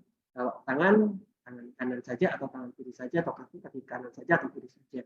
Ya, seperti itu ya, separuh. Nah, kemudian tiba-tiba gangguan penglihatan ya. Kabur atau hilang, tapi sebagian kanan atau kiri. Ya, tiba-tiba kok mata ini, hati-hati ya. Nah, kuncinya itu tiba-tiba. Karena memang pada dasarnya otak itu kan dari punya letak ya. Otak itu kan banyak ya, dan letak tertentu punya fungsi tertentu. Jadi sumbatan mana yang daerah mana yang tersumbat akan memberikan gejala yang berbeda-beda. Nah, ya salah satunya yang tersumbat mungkin saraf-saraf di bagian penglihatan, ya udah matanya kabur, tapi mungkin pada umumnya sebagian. Ya terus apalagi dok tandanya, kode rahasianya? Tiba-tiba kok jalannya kok sempoyongan, tiba-tiba kok nggak bisa jalan. Nah, hati-hati, koordinasi terganggu, bisa ada suatu gangguan dari saraf yang di pusat, yang direspon, yang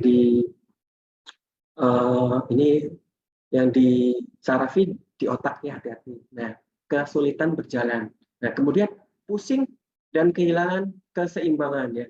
Pusing dan keseimbangan. Kalau pusing aja nggak apa-apa. Habis pusing kok keseimbangannya terganggu ya, itu ya. Kalau pusing aja kawan-kawan, it's okay. Saya pun sering pusing ya. Apalagi kalau udah tanggal tua ya. Tanggal tua ya kawan-kawan, sering pusing nggak kira-kira?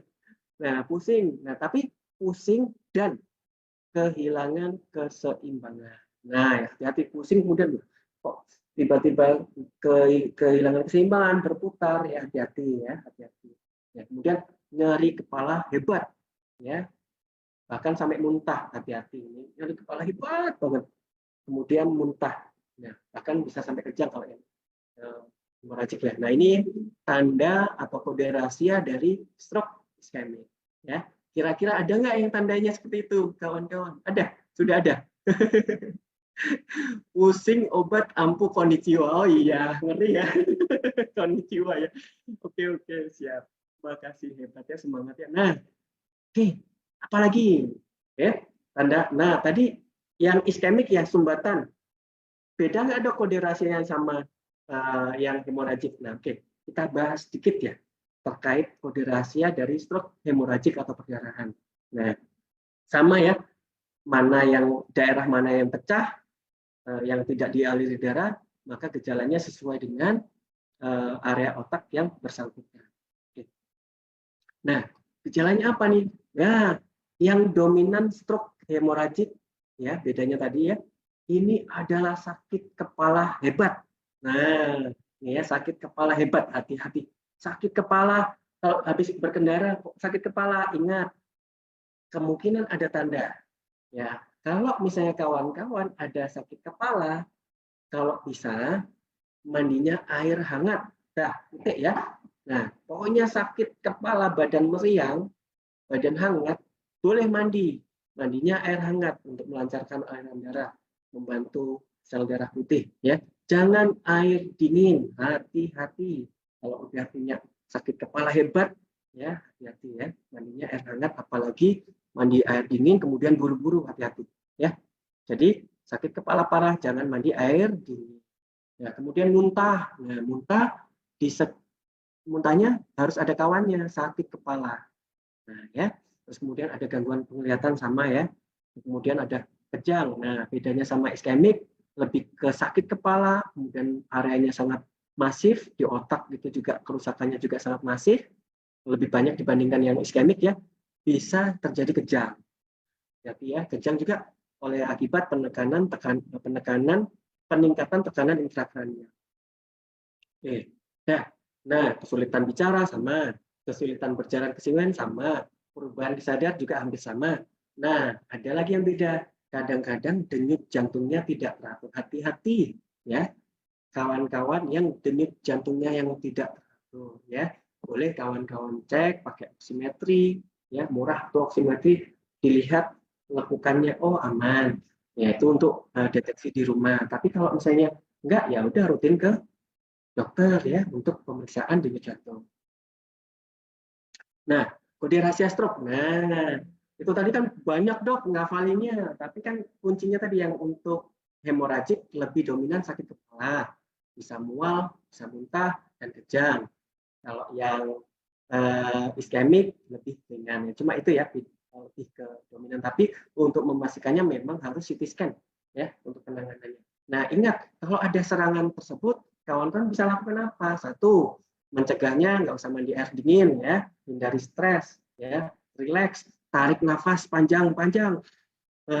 Kemudian kalau ada pasien serangan stroke ya, kasih oksigen, kemudian tidurnya agak ditinggikan ya, head up 30%. Wow, udah jadi dokter. Jadi dokter nih kawan kan hebat. Nah, ya. Terus kemudian ya segera dibawa ke rumah sakit ya untuk penanganan awal. Itu ya take home message-nya. Ya, komplit ya. Terus kemudian nah gejalanya sudah dari Kementerian Kesehatan kawan-kawan. Nah, segera ke RS itu singkatannya. Segera ke RS ya. Apa? Senyum tidak simetris, mukanya pengkor. Mukanya apa sih? Turun sebelah. Nah, kemudian suruh tarik apa namanya? Alisnya beda kanan dan kiri. Nah, hati-hati. Atau kelopak matanya suruh buka mata, ngangkatnya berbeda. Ya, hati-hati. Intinya mukanya nggak simetris. Ya, hati-hati yang mukanya nggak simetris. Dok, kalau mukanya simetrisnya dari bawaan lahir ya beda. Ya. Nah, ini tiba-tiba mendadak. Ingat ya, kuncinya tiba-tiba mendadak. Ya, ingat ya, stroke ditonjok terus-menerus mendadak. Nah, itu kata kunci. Tadi kan saya bahas kata kunci, kawan-kawan rangkum ya. Nah, jadi gejala tiba-tiba mendadak ada senyum tidak simetris. Ya, terus kemudian ada gejala mendadak yaitu gerak separuh tubuh melemah. Nah, ya. G-nya ya, G, sege. Sekarang ra, bicara pelo, ngomongnya enggak jelas ya. Ra, bicara. Nah, ya. Senyum, ke gerak, ra, bicara. Nah, kemudian apa? Ke RS ya, segera ke RS, ke bus. Jadi geraknya nggak bisa, sekarang ke bus, kesemutan. Hati-hati, kesemutannya tapi separuh. Kalau kesemutannya semua mungkin konnichiwa-nya kurang. Konnichiwa-nya kurang, jadi kesemutan aja. Ya, ini separuh, ingat separuh ya, kuncinya separuh. Nah, kemudian R, ada rabun, tiba-tiba matanya, pandangannya kabur. Tapi, ingat, separuh. dan tiba-tiba, bunyinya tiba-tiba. Nah, terus kemudian R ya tadi, rabun. Nah, yang terakhir dok, S, sakit kepala hebat. Nah, sakit kepala hebat tadi ya, kalau makin parah sampai mual, muntah, kejang, wah itu kemungkinan pecah. Tapi kalau sakit kepala hebat masih slow-slow aja, kemungkinan sumbatan ya. Nah, tapi apa solusinya tadi ya? Ingat, tenang keluarga, jangan dikerubungi ya, hubungi kendaraan, siapkan ke rumah sakit, kita tanganin pasiennya dulu, kasih oksigen, kemudian head up ya, buka baju, hangatkan kalau bisa ya, nanti baru bawa ke rumah sakit ya. Paham ya cara penanganannya? Untuk pencegahan kita di pola hidup baik dan sebagainya, mandinya tadi ya. Nah, ini tetap ya, kalau udah ada serangan segera ke rumah sakit. Tanda deteksi dininya juga, kode-kode rasinya juga segera ke ya, silakan di screenshot atau googling, ada kok ya. Oke, nah lanjut. Nah, tips stroke go away ya. Nah, stroke-nya jangan dong ke kita.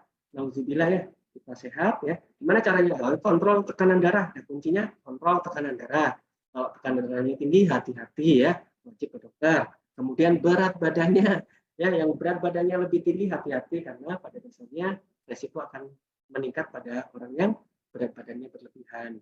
Kemudian gaya hidup sehat, hindari rokok, tidur teratur, hindari stres ya. Kemudian tidurnya ingat ya, detox hati, kerjanya kalau kita tidur di bawah jam 10 ya, endorfin dan lain sebagainya meningkat, detox hati juga bisa bekerja dengan sempurna. Gaya hidup sehat salah satunya tidur teratur ya, jangan begadang. Kemudian aktivitas fisik teratur, olahraga ya. Kemudian apalagi dok tipsnya? Pola makan sehat ya, jelas, hindari glukosa yang berlebihan, hindari garam ya, kendalikan kolesterol. Kemudian kelola diabetes. Kalau diabetes itu tadi ya, resiko kerusakan pembuluh darah akan sangat tinggi sehingga gampang terjadi stroke ya. Nah, makanya diabetes itu mother of disease, bisa memetik penyakit yang lain, jadi memicu penyakit yang lain. Nah, hindari stres, jadi saya terangkan dampak stres dalam tubuh kita, reaksi respon tubuh kita terhadap stres ya. Terus apalagi dok, monitor detak jantung boleh ya. Jadi kalau pasien-pasien yang sudah punya kelainan jantung, ya hati-hati ya, kontrol monitoring detak jantung, takutnya ada emboli ya, karena detak jantung karena katupnya bermasalah, biasanya ada ada plak yang itu takutnya bisa keluar langsung nyumbat ya ke daerah-daerah yang pembuluh darahnya lebih kecil. Nah, kemudian rutin periksa ke dokter. Nah, hindari konsumsi garam yang berlebihan. Nah, yang terakhir tadi R ya, segera ke RS. Ya, cari bantuan medis. Tapi kawan kan tadi udah dikasih take home message, ya, persiapan di rumah kalau ada yang stroke, oksigen, ya, kemudian mandinya air hangat, ya, terus kemudian kalau serangan, hati-hati jangan dikerubungin, tetap tenang. Pasien kalau misalnya masih mendengar, suruh tarik nafas baik-baik, panjang-panjang, boleh dikasih oksigen, head up ya, kepalanya ditinggikan, segera pelan-pelan digotong ya ke rumah sakit gitu ya. Oke. Nah, ingat ya. Tadi sel otak yang sehat ya fungsinya bagus, reproduksi dan lain sebagainya, ini udah sering saya. Ya, sel otak yang bagus memiliki struktur yang baik, fungsinya optimal, reproduksi terkendali ya. Nah, kemudian respon terhadap sinyal, kemudian kemampuan memperbaiki diri dan ketahanan terhadap stres ya. Oke. Nah, ini ya. Nah, ini sering saya bahas, seimbang, kerusakan, ini lebih ke sistem imun ya. Nah, saya mau terangkan yang AFC ya. Ingat ya, paham ya. Stroke itu biasanya dari mana dok? Dari kolesterol ya, salah satunya dari diabetes ya, pembuluh darah sebagainya. Nah, ingat, konsep kita mau sehat adalah usus bersih, karena sejatinya penyakit itu berawal dan berasal dari usus. Jadi harus dijaga ususnya. Kalau mau sembuh dari stroke misalnya, ya sampahnya harus dibersihkan. Jadi kolesterol atau sampah yang di dalam usus nggak masuk ke darah, nggak memperparah stroke-nya. Jadi mau sembuh, ya udah jaga usus. Oke. Terus kemudian tadi kan fungsi dari darah kan, kualitas darah kan jelek banget kan. Nah, jadi kualitas darah harus diperbaiki dengan antioksidan yang luar biasa ya. Kayak minum 1,5 galon jus tomat ya, apa itu produknya. Nah, kemudian sistem imun juga penting ya, di mana kalau misalnya terjadi kerusakan-kerusakan yang memakan sel-sel yang rusak sehingga diganti adalah sel imun. Salah satunya natural killer cell ya, salah satunya ya. Ya, dirusak, kemudian diganti sel yang rusak harus diganti oleh sistem imun. Nah, habis dirusak ya, kemudian diregenerasi ya. Nah, kemudian jaga regenerasi. Nah, 4 pilar utama terkait penyembuhan stroke itu ada ya. Jaga usus, jaga darah, jaga sistem imun dan regenerasi. Apa itu? Nah, ini ya di subarasi dan uji fungsi. Di mana kunci utama ya subarasi menjaga kualitas darah ya dengan antioksidannya tertinggi ya sehingga plak-plak kolesterol, penjendalan, kemudian radikal bebas itu dikontrol sehingga kualitas darah akan bagus ya. Nah, mungkin sesimpel itu ya saya menerangkan. Kalau mau detail monggo saya terangkan sampai malam ingredientnya. Tapi secara simpel aja subarasi memperbaiki kualitas darah sehingga penyakit-penyakit yang berkaitan dengan aliran darah, darah dan pembuluh darah itu bisa diperbaiki. Ya, paham ya? Nah, lanjutnya apa? Sel-sel yang rusak itu bisa diregenerasi oleh subarasi dengan mekanisme nutrisi stem cell. Nah, 2 pilar. Disempurnakan apa? Net not. Nah, kita net not dulu. Nah, usus apalagi yang udah gold ya, tambah. Kenapa? Usus. Ingat, usus itu adalah sumber penyakit. Ya, sampah awalnya dari usus, kemudian di dalam diserap ke darah, darah kemudian ke pembuluh darah, terutama yang pembuluh darah otak. Sumbernya apa? Usus, kawan-kawan. Jadi ususnya harus diperbaiki. Nah, kemudian sistem imun juga ingat sel-sel yang rusak itu harus diganti. Kalau nggak diganti, dia akan menyebabkan perbaikan selnya lambat. Terjadi sel yang harusnya diganti, nggak diganti, sehingga terjadi pergantian sel yang tidak efektif. Ya, sel diganti dengan jaringan ikat, jaringan yang tidak berfungsi, sehingga terjadi cacat. Nah, dengan meningkatkan sistem imun, respon terhadap penyempurna regenerasi atau sel yang rusak itu akan dihancurkan diganti sel yang baru itu bisa dimodalitaskan ya. Nah, ya 4 saset 5 sempurna udah sering saya bahas ya. Nah, ini ya produk kita yang untuk yang untuk sensei suruh saya pakai sensei suruh nih, wajah saya agak cerah dibandingkan dulu karena ada dapat gratitas. Terima kasih pada kawan-kawan ya. Nah, kemarin saya dapat juga dari Ko Yohanes, makasih Koyo. Saya pakai sensei suruhnya, wajah jadi cerah dan kawan-kawan semua ya. Terima kasih. Ya. Jadi, nah untuk sensei suruh kawan-kawan dia bagus untuk topikal, kombinasi dari 2 subarasi infusi 4 fungsi tadi, tapi dalam bentuk topikal. Nah, jadi untuk alergi, untuk luka-luka, luka operasi itu cepat kawan-kawan, atau luka diabetes ya, yang luka-luka borok yang nggak sembuh-sembuh, diolesin sedikit dikeringkan dulu, kemudian diolesin sedikit-sedikit dan rutin ya 2 kali sehari saran. Jadi penyembuhannya bisa lebih sempurna, lebih cantik nanti hasilnya ya. Oke, nah ingat ya, sudah aman produk kita, udah halal, kemudian bebas dari produk kimia, kemudian udah POM ya, sudah masuk ke MIMS ya, kawan-kawan download MIMS ya, download di Play Store, App Store, di situ udah muncul subarasi eksekusi sensesuri ya. Jadi sudah memang masuk ke MIMS. Nah, ya ini bebas sertifikat antibiotik, pestisida, logam berat, kimia, ini penting ya. Bebas hormon, bebas radiasi nuklir ya. Nah, kan kalau misalnya sakit nih tengok biaya gimana, psikologis, kualitas, produktivitas kita gimana, hancur ya. Jadi mulai saat ini kawan-kawan jaga ya. Nah, yang sudah dapat ilmu sebarkan. Semakin banyak kita tabur kebaikan, mudah-mudahan kehidupan kita semakin bermanfaat bagi lingkungan, bagi sekitar kita dan dapat keberkahan ya.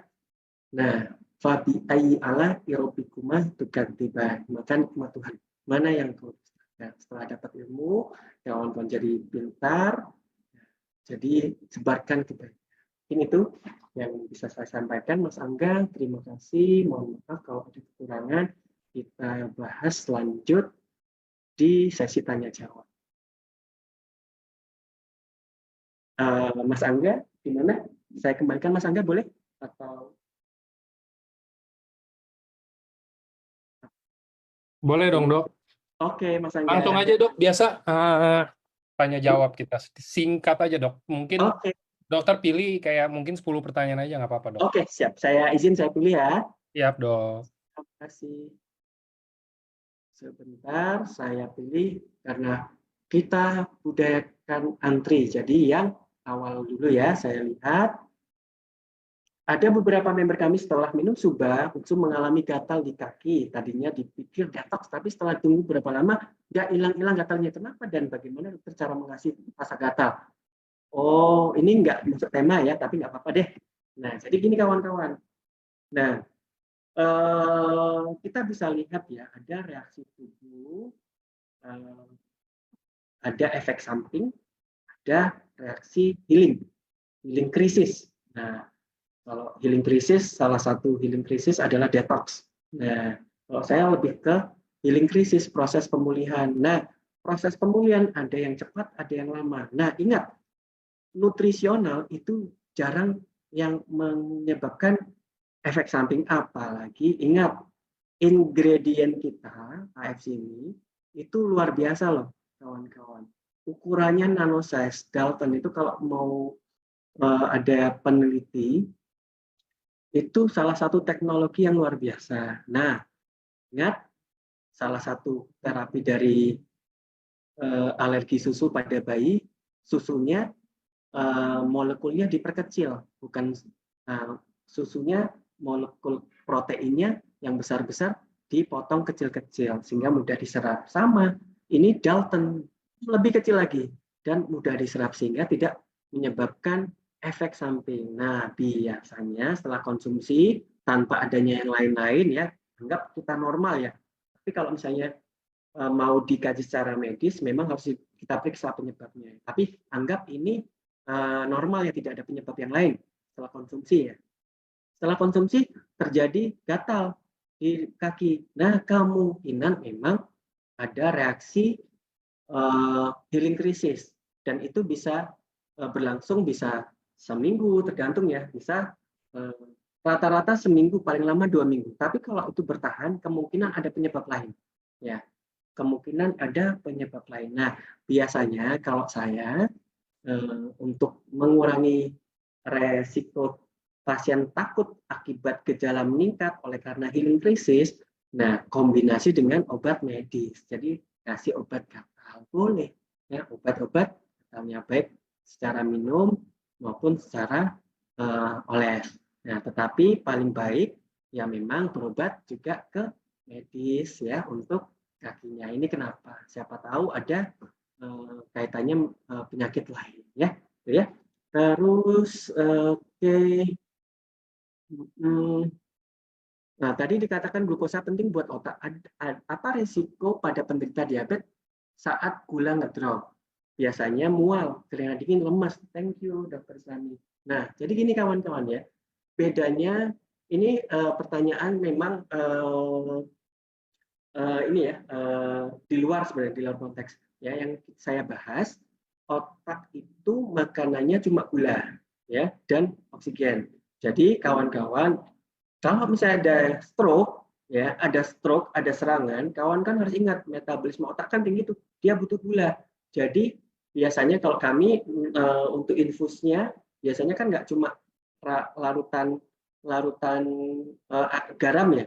Nah untuk pasien stroke biasanya kita kasih energi gula ya supaya nutrisi di dalam otaknya juga terbantu sehingga tidak terjadi edema otak berkelanjutan atau cedera kepala sekunder. Nah terus selain itu oksigen juga kita berikan. Nah itu ya konsepnya itu pemberi nutrisi otak. Nah langsung beda topik ya. Terus kemudian glukosa penting buat otak benar ya. Jadi itu. Nah kemudian apa resiko pada penderita diabetes saat gula ngedrop? Ya jelas gula ngedrop, hati-hati jelas kesadaran otak juga pasti ngedrop karena otak tadi butuh gula. Kalau gulanya ngedrop, dah kemungkinan kesadaran akan berkurang. Ini nggak kaitannya dengan stroke ya, ini ngomongnya di diabetes ya. Kalau pasien diabetes, kalau gulanya ngedrop, jelas otak penurunan kesadaran. Kemudian karena gulanya ngedrop, aliran darah diutamakan ke organ-organ yang penting, sehingga keringat dingin, ya, tangannya pucat, ya, kemudian jantung berdebar-debar, karena respon tubuh mempertahankan organ-organ vital di dalam tubuh. Ya, kalau tidak ditangani dengan cepat, salah satu penanganannya kalau gulanya drop, cek dulu ya, cek gula ngedrop, langsung kasih larutan gula ya, larutan gula saja boleh, bikin sendiri larutan gula, kemudian disendokin pelan-pelan, disedotin ya, pelan-pelan, sambil kita segera bawa ke rumah sakit atau fasilitas kesehatan terdekat. Gitu ya jawabannya. Oke. Nah, terus saya kena stroke, masuk RS kok nggak dikasih oksigen ya? Oksigen dalam darah normal berapa, Dok? Oke. Nah, itu mohon maaf ya, mungkin saya nggak bisa mengkomentari hal tersebut ya. Nah, itu mungkin protapnya berbeda-beda. Tapi kalau saya, karena konsep otak itu adalah oksigen sama gula, kalau saya head up, mau apa, langsung mau oksigennya normal, dan lain sebagainya. Kalau saya boost dulu. Kenapa? Supaya oksigen, supaya masuk tinggi, kemudian kita mencegah kerusakan otak sekunder.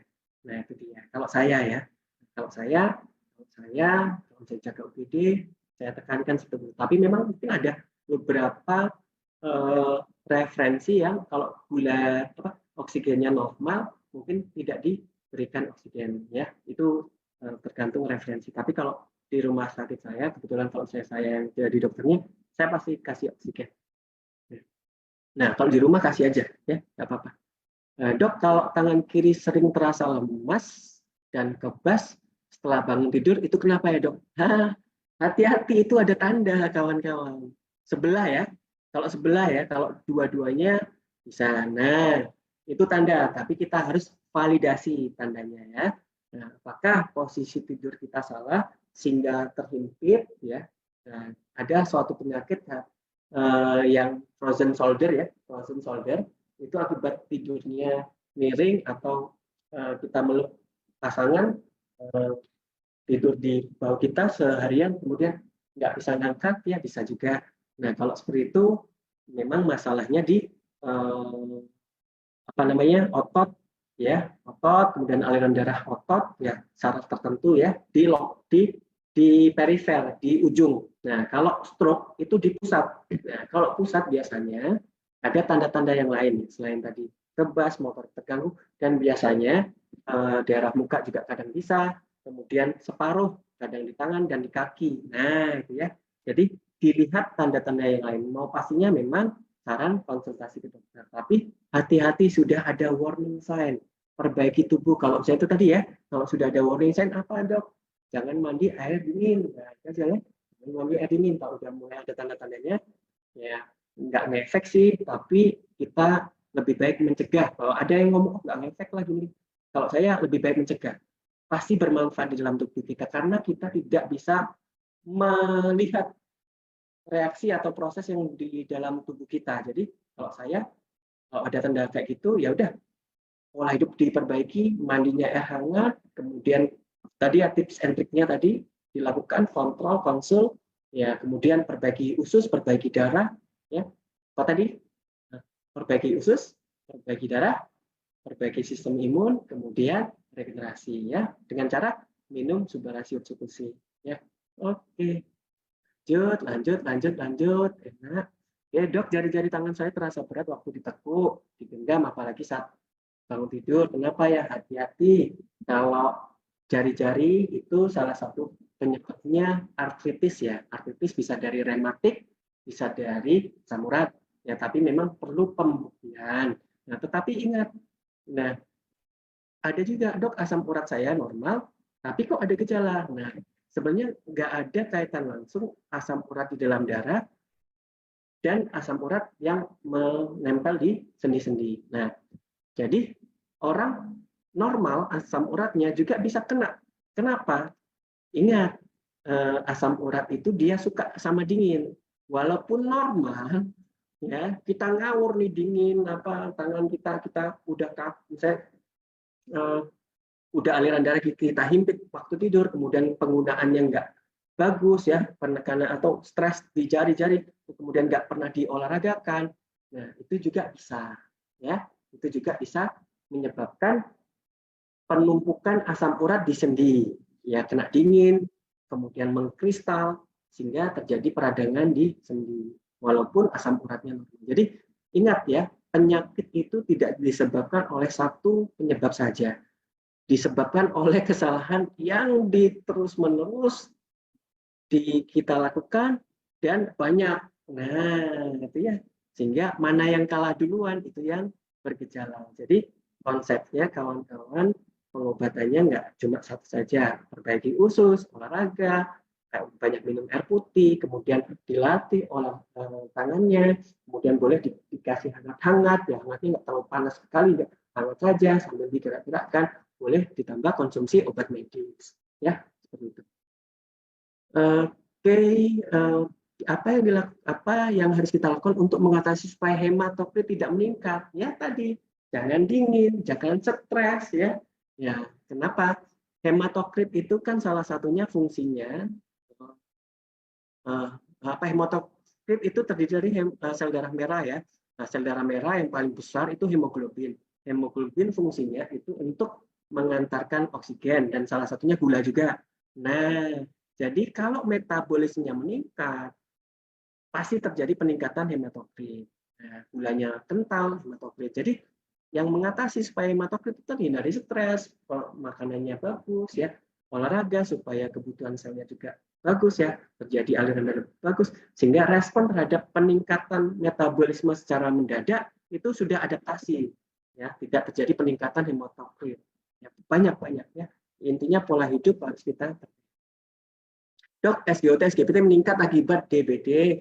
Sekarang sudah turun tapi masih tinggi. Kira-kira banyakin di subah Pak Utsu ya dok. Nah ingat ya, sel rusak ya, sel rusak itu mengeluarkan zat tertentu. Zat tertentu ini salah satu fungsinya memberikan sinyal kepada sumsum tulang supaya dia mengirimkan stem cell supaya sel yang rusak itu diganti. Nah itu ya, salah satunya SGOT, SGPT meningkat di dalam darah dicek. Mungkin salah satunya itu adalah zat tertentu yang dikeluarkan di dalam darah sehingga sumsum tulang itu merespon supaya stem cell-nya diaktifkan untuk meregenerasi sel hati. Nah berarti kan SGOT, SGPT itu adalah suatu respon terhadap kerusakan sel. Nah, kerusakan sel, ingat, dibutuhkan regenerasi sel. Ya.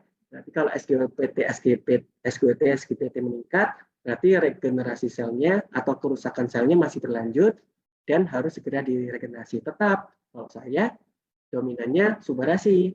Tapi tetap usus nggak saya tinggal, karena tadi penyakit semuanya disebabkan oleh usus. Okay? Apakah boleh kita minum air hangat ketika merasa dingin? Boleh dong. Ketika mau mandi di udara dingin boleh. Ingat, kita membantu fungsi darah supaya otomatis nggak menghangatkan. Jadi dia kerja darah lebih rileks ya. Nah, kita bantu dengan minum air hangat, mandi air hangat, tapi nggak terus-menerus ya. Kalau terus-menerus ada efek yang berbalikannya. Ya. Yang penting pas pada saat kita butuh, kita nggak enak, mandi air hangat. Tapi kalau pada saat kondisi kita prima, mandi air dingin. Bahkan saya kalau kondisi saya bagus, saya kombinasi air dingin sama air hangat. Kenapa? Biar aliran darah bagus, merangsang. Itu salah satu yang digunakan kalau misalnya ada pasien meninggal, ada ya penelitian dulu untuk ini mati beneran atau mati suri. Caranya itu tadi, aliran darahnya dipaksa untuk mengalir dengan cara dihangatkan dan dinginkan, hangatkan, dinginkan, hangatkan, dinginkan. Ya, itu salah satu trik metode ya, merangsang aliran darah supaya bisa bergerak dengan baik.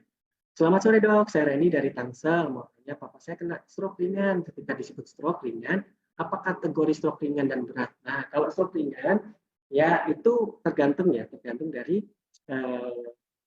dokternya ya.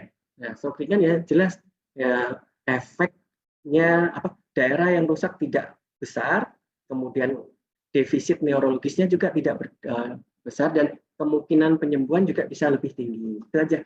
Nah, kalau berat ya jelas ya nggak bisa jalan dan sebagainya, peningkatan resiko untuk sembuh juga lebih sedikit.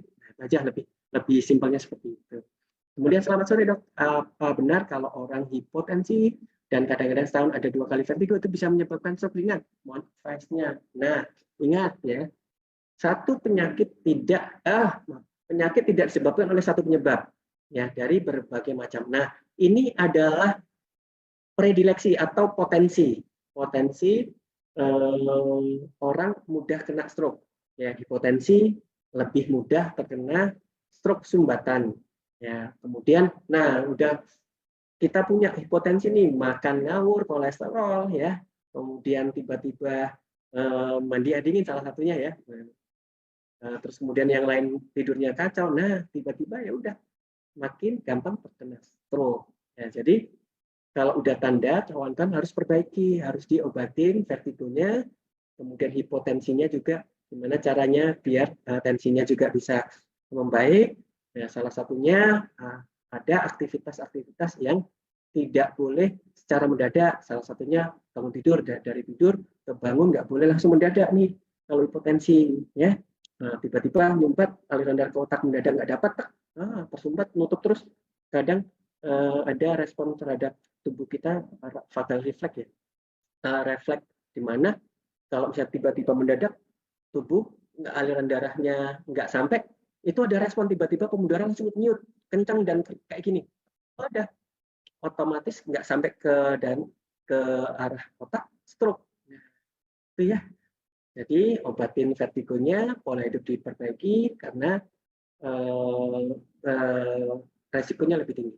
Oke, mungkin itu ya kawan-kawan, sudah jam 5. Mungkin Mas Angga, terakhir mungkin dari Mas Angga, Mas. Boleh dok. Ya, Kalau dari saya, karena saya masih mungkin belum terlalu lanjut usia yang gimana, mungkin iya. pertanyaan Masih ini muda ya, Mas? iya, ya bisa dibilang gitulah ya dok ya. Jadi Siap, siap. pertanyaannya gini, apakah kalau kayak kan rata-rata kayak sekarang kan umumnya ini stroke, serangan jantung, atau penyumbatan, atau orang-orang mungkin yang jantungnya ada malfungsi lah gitu gara-gara dari pola hidup dan lain-lainnya, itu kan rata-rata ini sebenarnya kayak penyakit akumulatif gitu ya dok, bener nggak sih? Iya, betul. Betul, betul Mas Angga. Karena memang itu Mas Angga. Hmm. Eh, kita nanam benih kejahatan kita, itu nggak bisa langsung kita tuai. Nah, jadi kita tuai kadang bisa cepat, kadang bisa lama. Gitu ya. Jadi hal-hal yang salah tiap hari kita lakukan itu kita tabung untuk kerusakan sel yang lebih besar nantinya. Jadi harus kita jaga itu. Oke, Dan jadi penyebabnya tidak dari satu penyebab saja, dari eh, masuk mungkin kemarin cuaca yang di Jakarta tinggi, oksidasi kerusakan di dalam darah, radikal di dalam darah meningkat, ada kerusakan sel yang lain, tambah nggak tidur, tambah yang lain-lain. Akhirnya tinggal kita lihat siapa yang kalah duluan. Nah, di situ oke. yang kalah akan menimbulkan gejala. Itu Mas Andi. Berarti nggak ada patokan umur, di umur berapa baru muncul. Kayak misalkan nih, contoh saya kan 30-an nih dok. Apakah mungkin aja di 30-an, ya amit-amitnya ya, mungkin Ya, ya, nanti di 35 atau di 33 atau mungkin nanti, mungkin besok, nggak ada yang tahu juga gitu ya dok, amit-amitnya. Ada ya. tiba-tiba saya kena itu, berarti nggak ada jaminan nggak kena juga karena masih muda ya. Betul Mas Angga, betul. Karena jadi itu ya, tingkat kita di era modern sekarang itu Mas, tingkat stresornya itu tinggi. Kita tadi udah bahas ya mekanisme dalam tubuh kita respon terhadap stres itu apa saja itu merusak semua tuh Mas, apalagi kalau terjadi terus-menerus. Nah, kemudian ditambah penyebab yang lain. Nah, ditambah mungkin kesalahan nggak di kita nih, kayak asap itu kan nggak dari kita, atau di ruangan kantor kita nih ada yang merokok, kita nggak ngerokok kan. Nah, jadi hal tersebut Mas bisa meningkatkan resiko semakin cepat kita terjadi uh, suatu penyakit. Apalagi kita nggak jaga, apalagi nggak minum Subarashi Utsukushi. Oke, jadi itu ya maksudnya jangan nunggu sampai kejadian dulu gak sih, bener ya Iya, dok? betul, betul, betul. Karena penyakit metabolisme rata-rata yang paling banyak ya, itu silent killer. Tiba-tiba kalau sudah nggak kuat, dia baru ada gejala dan kadang-kadang ada yang langsung berat, selesai. Dan menuju proses ke sana itu nggak ada gejalanya, Mas. Nggak ada gejala, nggak ada tanda-tanda sama sekali. Oke.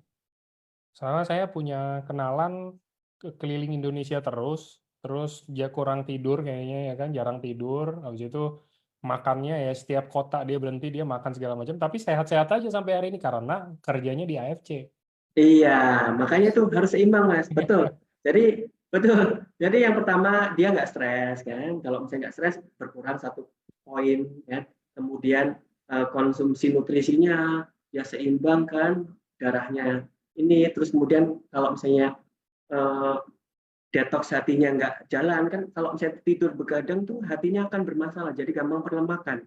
Nah itu memang hati nggak akan bekerja secara optimal kalau sering begadang. Nah, jadi sarankan memang tetap nih kalau ada waktu-waktu yang memang harus tidurnya harus bagus karena hati aku. Nah, tetap ya tambah lagi konsumsi Subarashi Utsukushi, regenerasi sel hati juga, kemudian memperbaiki apa bukan membantu fungsi hati ya, di mana hati itu kan detox juga tuh dibantu oleh antioksidan yang besar di dalam Subarashi. Nah, jadi tertolong dengan itu, tapi kita proses itu kita tanam terus, Mas. Jadi alangkah baiknya kita konsumsi juga, kita juga mulai sadar terkait masalah apa namanya kebutuhan tubuh kita terhadap kesehatan. Misalnya istirahat, stres. Nah itu juga penting, Mas. Betul, Mas. Nah, orangnya yang penasaran orangnya lagi di Solo sekarang. Oh, iya, iya, iya. Tahu, tahu, tahu. Iya udah tahu kan. Ya, Iya, jadi iya, iya. Salam sehat aja, loh, Mas. maksudnya ya puji Tuhannya ya sehat lah, maksudnya kayak Ya, kebetulan kan beliau juga konsumsi ya, kita kerja di sini kan ya. pasti saya Ketolong konsumsi sama itu, gitu Mas. gitu. Ketolong sama itu. Kalau nggak itu Jadi mungkin nggak kebayang saya. rutin loh, maksudnya benar-benar setiap kali mau roadshow kemana-mana bawa itulah bisa dicontoh teman-teman itu. Jadi Iya.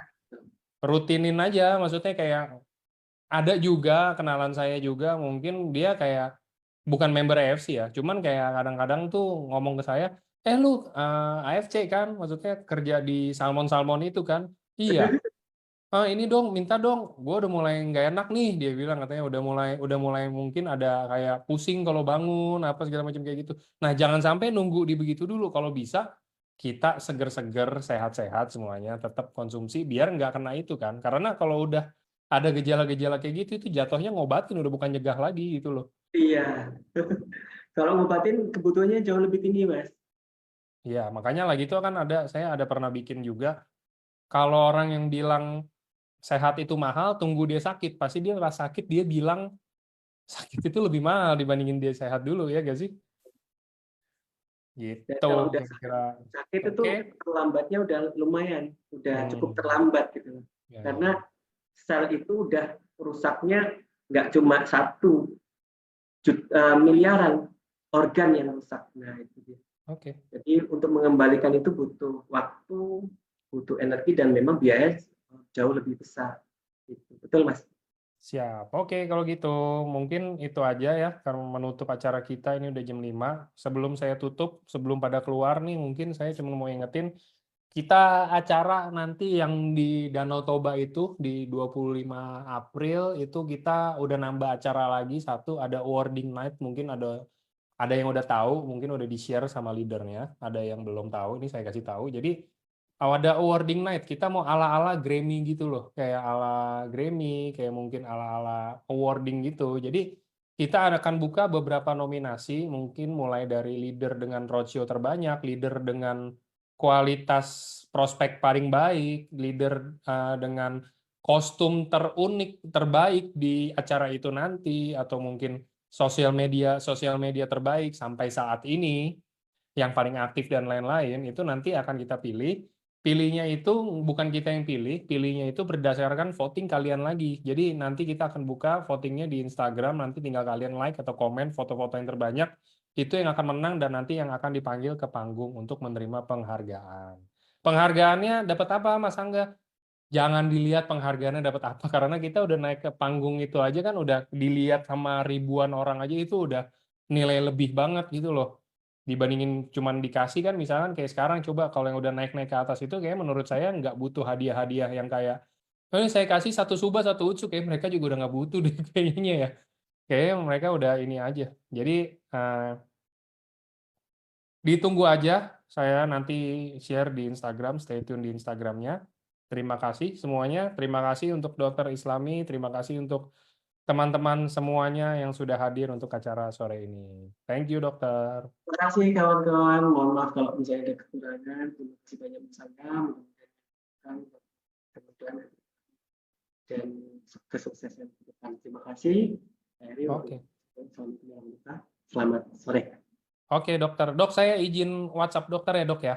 Iya, oke. Oke, Siap-siap. thank you, Dokter. Oke, kawan-kawan. Terima kasih semuanya. Maaf kalau misalnya nggak bisa dibacakan. Mungkin konsepnya ini juga ya kawan-kawan. Saya memberikan materi yang memang mudah dipahami. Ya. Konsepnya mudah diberikan. Kawan-kawan bisa di-share ini ya. Terima kasih. Mudah-mudahan bermanfaat.